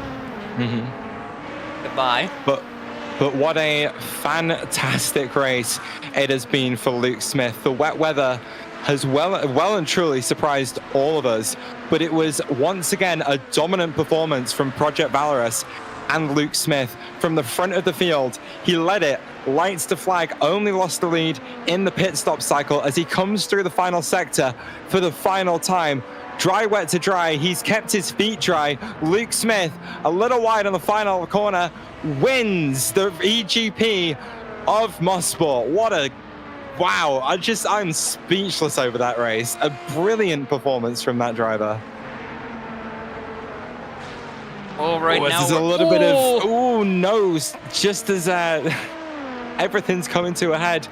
Miguel Almeida has crossed the start-finish line to take the win in GT3 that we just missed because of that bit of contact between LMP2 and GT3 on track there. But Miguel Almeida, again, a dominant performance in GT3 to take that class win by, I think, in the end, what was 20 seconds or so over the car in P2. So big congratulations to him, as that is Henry Brown, who did finish second. And it will be a double podium for Sonic Racing Team, as Federico Faria, the car that was involved in that last lap contact with the LMP2, is going to bring it home on the final step of the podium. And what a result from that team. The McLaren and the Ferrari to bring home a 1-3 in dry to wet to dry conditions. This race has really put the field to the test today. Absolutely. I noticed that a couple LMP2s had gotten close. That was Nelson, Clement, and Eisenberg had gotten close together enough for a battle for position, but that off that we saw that Federico Faria got involved in, unfortunately, causing that battle to split up a little bit. But Miguel Almeida, your winner in GT3, and your overall winner, Luke Smith. So a fantastic race from start to finish here at CTMP. Yeah, and then to give you the quick rundown of the results, as we so often do, your overall race winner, to no one's surprise, is Luke Smith in that number 55 Project Valorous car, followed up by the number 73 Fury Simsport car of Matt J. Luke. Last car on the podium, Neil Ferrier, and goodness, I'm trying to double check who his teammate is here, and Michael Poole in the Ignia Motorsports car. And then it was the DLR by SimLab white car finishing in 4th place. Fool's Gold Racing, a team that were involved in the fight for the lead at one point, only managed to finish 5th place. Then your first car a lap down, the twin-turn Sim Racing Aurora car in P6, followed shortly by the Ruby's Gas by NGC car. That was the fight we were seeing on track in the final laps. And Thomas Berlin, who we saw off the road so many times during that event, is 8th in class, with the Pacemakers Venom car, who we saw jump onto those wet tires so early, only manages a P9. The first of the 2 Slippers Racing team cars ends up 10th in class, and Fuelvine Racing, Simatox Sensations, the 2 Eagle Speed Academy esports cars, Unlucky Luke Racing, and the sister Slippers Racing team car end up laps down and way off the lead. So a very disappointing result from those cars, as Amity will take you through the GT3 field. And looking through the GT3 field, we will. The Sonic Racing Team number 18. Sorry, the text went dark, so I couldn't quite see it off the off the background. The 18 McLaren of Miguel Almeida makes number 1, the top step of the podium. The second place was Henry Brown, the hometown advantage playing in his favor, while Federico Faria in the number 3 Sonic Racing Team rounding out your podium. A podium surrounded by Sonic Racing Team with Super Sloths Esports right in the middle. Simatox Sensations brings out 4th with Maxime Demoulin behind the wheel of the 44, and the 14 McLaren driven by Jeremy DeBover brings Vortex Black into 5th position. The number 35 of Dirk Boots in the Vortex Gold McLaren rounds out 6th position. Anthony Caranta had a pretty rough start to the race, had front end damage basically the entire time, but brings up 7th through sheer attrition and willpower in that number 40 Pandemonium Esports and X Sim Labs car. Number 8, the 8th position goes to Jan Korbs in the Ryder Engineering Esports Blue Ford Mustang. And then 9th and 10th goes to Diede L. Viamek in the Vortex Racing 107 Mecha, and Diogo Teodora in the Replica Racing Ford number 11 car. And then bringing out the rest of your positions here, Navarro de Bover in the Vortex Junior in the 12 McLaren, bringing up 11th. Philip Spess, the Ryder Engineering Esports Orange in the 777 Ford, bringing up your 12th car. 13th going to Leon Mishk in the Ryder Engineering Esports Pink car. And finally, in the last position, did not start, I believe, is Luis Gaspar in the Project Valorous 34 McLaren. So now we've had an opportunity to breathe, gather our thoughts, and have a quick rundown of how the race ended.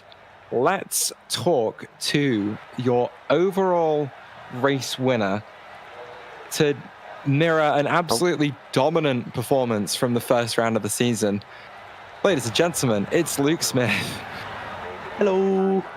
Welcome back to the to the podium interview, Luke. It's 2 race weeks in a row with 2 equally dominant performances. I won't lie, the rainstorm took us by surprise a little bit. Is that something that you had your eye on before the start of the race, or was it a surprise to you as well? I mean, we saw that there was like a small chance of rain. Like, I think it said like 3% or something, but then that chance grew and grew. So we had like a hint that the rain was coming, but it was we didn't expect it to actually come, or like to be as significant as it was, because the lap time started dropping off by like several seconds a lap. So yeah, I think overall the rain, I mean, it did make it a lot more interesting, that's for sure. But yeah, I definitely found that it was a lot more tricky once it did get to this to kind of slick tires, wet track, if that makes sense. Mm-hmm. But yeah, after the pit stop where I switched to wets, the track was perfectly fine. And once I think I pitted back onto the drive maybe a lap or two too late.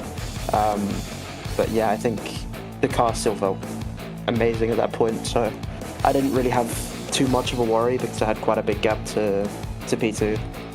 Yeah, that's something that I was keeping an eye on throughout the duration as well. You were one of the last cars to switch over to the wets when the rain came, but one of the first to jump onto the dry tyres. So what was it that informed that decision to be, I'd say, rather aggressive on that second tyres change?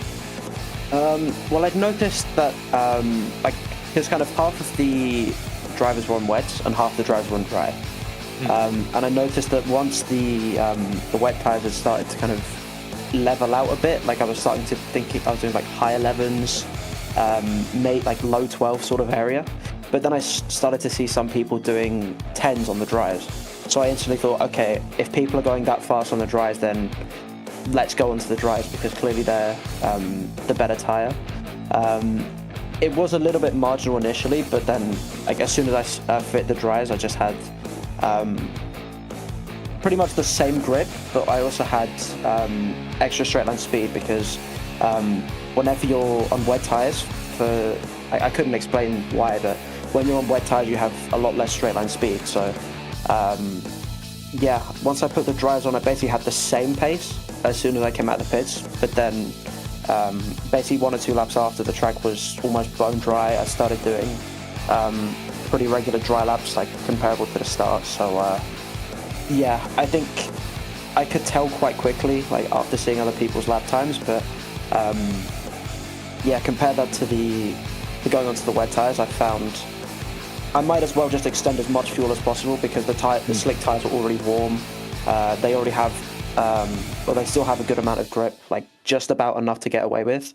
And I thought might as well make the most of that fuel and do as many laps as possible with those warm tyres. So yeah, that's why I was the last of, well, one of the last, I think, to go onto the wets. I think there was someone who went on a bit later.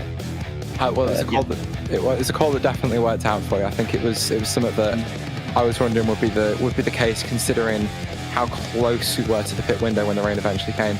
And also, if you are curious, I do have an answer as to why you're so much slower on the straights with the wet tyres on. Yeah, actually, I'd love to hear that, to be fair. The water in the track gets caught in the tread blocks on the wet tyres, which increases mechanical drag. And then because the tire is 10 or 15 millimeters high off the ground, it increases the frontal surface area of the car and increases aero drag as well. So there you go. Oh, okay. Good to know. One final question then. We are going back across the pond to Nürburgring Grand Prix, a much more, I'd say, traditional circuit for these cars. How do you fancy your chances on one of the best Grand Prix circuits in the entire world? I definitely won't disagree with you on that one. It is certainly a very good track. But I've actually never driven that track in LMP2s before, so there's a little bit of mystery. I don't think I've done any IMSA races around Nürburgring GP circuit, but I've done a load of races in other car classes, for example, Super Formula F3, and I've always enjoyed racing around there. So should be fun, and I reckon with a fair bit of practice, I should be good to go. Well, congratulations once again on another dominant performance. I'm sure you hope that continues for the rest of the season. Indeed. But as is a pattern, if you want to thank anyone, shout anyone out, the floor is yours. Just shout out Project Valorous. I know there's someone watching who will be a little bit mad at that, but you know, yeah, either way, shout out Project Valorous. Big ups. Thank you very much for your time once again, Luke. Enjoy the rest of your evening. Go have a drink of something. I'm sure you've earned it. Apple juice. Love some apple juice. Yeah, always. All right, thanks, guys. See you later. So that was Luke Smith, the overall leader and the overall winner and winner in LMP2. But Amity, I'm going to hand over to you to talk to our other back-to-back class winner, Miguel Almeida.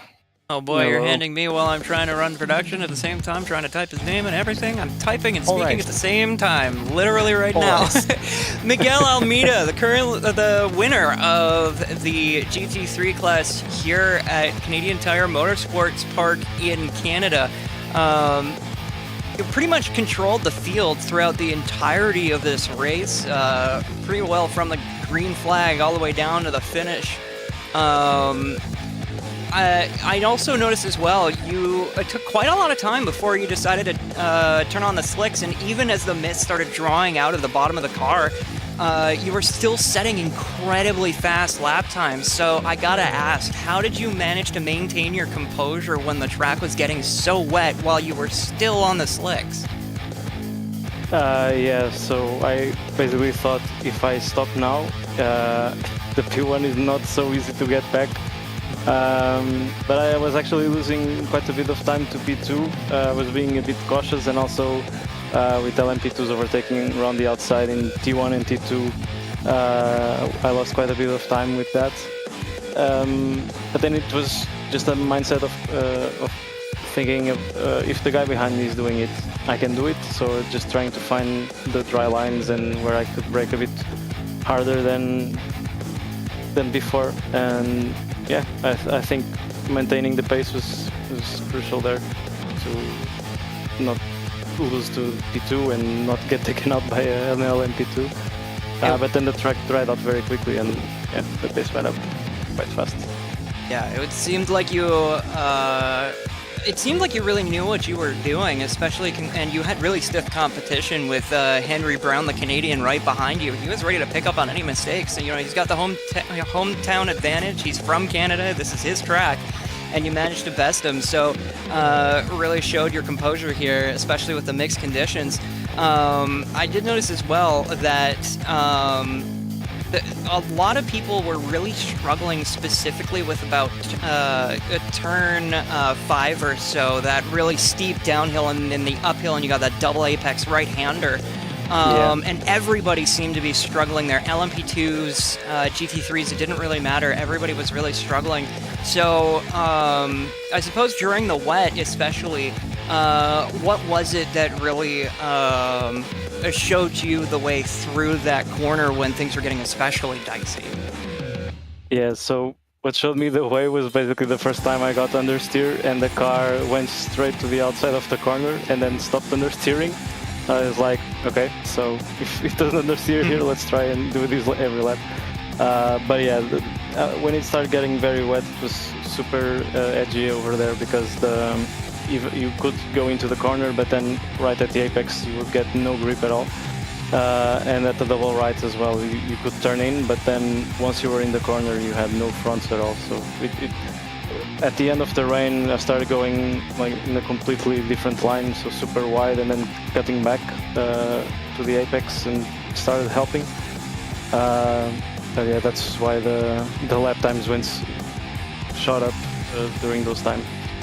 It was almost at the limit of stopping for wets, but I'm glad it didn't come to that. Yeah, it was a fantastic decision on your part to stick it out.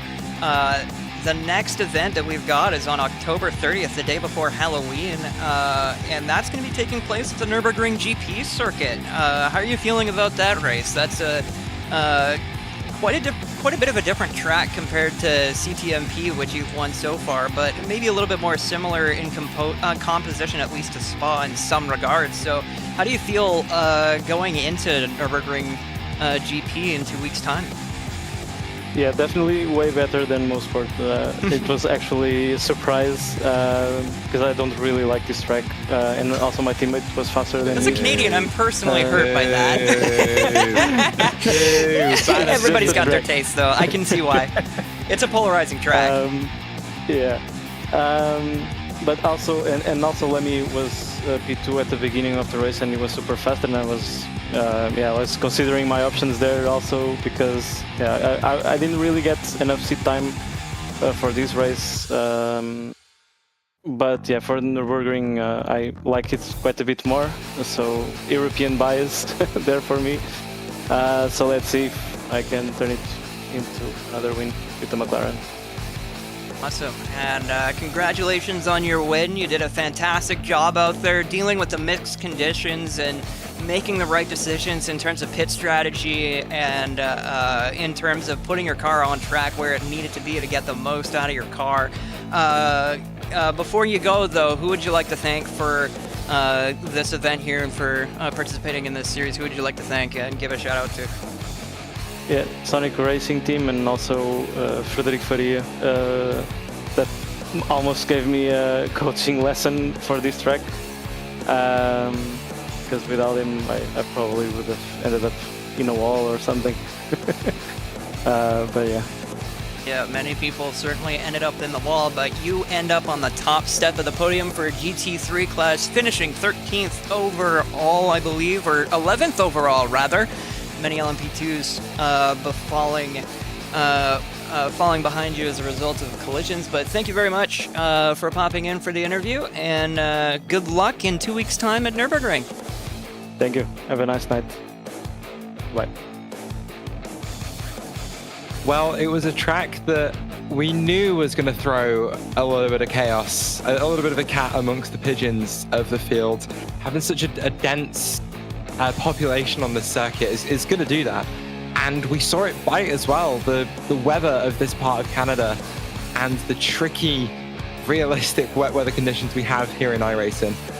Throw that with a multi-class race and 30 cars on track, and you're going to get the sort of stuff we saw out there on track today. Absolutely. Those mixed conditions were really taking people off guard. We saw a lot of people making the same, pretty much the same mistake in the same section of the track just because of the rubbered-in racing line becoming smooth like porcelain with the rain covering it, with the water covering it and all that. But we've seen also that people can be very adaptable to those conditions, even at such an unforgiving track like Canadian Tire Motorsports Park. Miguel Almeida and Luke Smith doing a fantastic job managing the weather, managing their tires, managing their car, and putting their vehicles exactly where they needed to be in order to get the most out of their vehicles, and they've come out on the top spot as a direct result of that. And that's not to shake a stick at the people who had more of a struggle with coming to grips with those mixed conditions at this track. When it's in transition between dry and wet, you never know where the water is going to pile up, and it never seems super obvious either until it gets to the point where, you know, there is very obvious puddles on track. It never really got to that point. So I think a lot of drivers were just struggling to try and find that grip on the fairly gray surface and couldn't pick apart where that water was standing, and catching a lot of people off guard. A very unforgiving race at a very unforgiving track, and it caught a lot of people out, and that's just the nature of motorsport. You either adapt or, you know, as we've seen quite a few times, you end up in the wall. Well, for round 3 of the calendar, we step away from the rural North American circuits and back towards a more traditional European Grand Prix circuit. There's still lots of elevation change over at the Nürburgring Grand Prix circuit, and it is very much a rhythm track that you have to get right. That tricky stadium section combined with that difficult final sector and lots of fast and flowy high and medium speed corners are going to present lots of difficulties in traffic, as well as plenty of overtaking opportunities.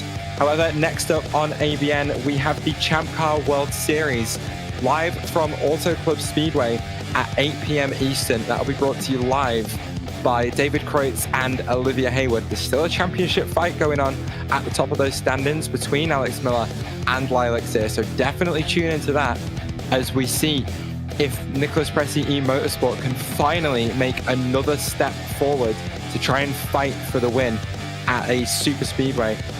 However, that is going to be it from us tonight. It was a wonderful race. The challenges that were thrown up kept us on the edge of our seats from end to end. We are looking forward to seeing you next time, and we appreciate you spending your evenings with us. So from me, Taylor Mills, and my co-commentator and producer, Amity Pulsatrix, thank you, good night, have a good evening, and drink some water. It's good for you.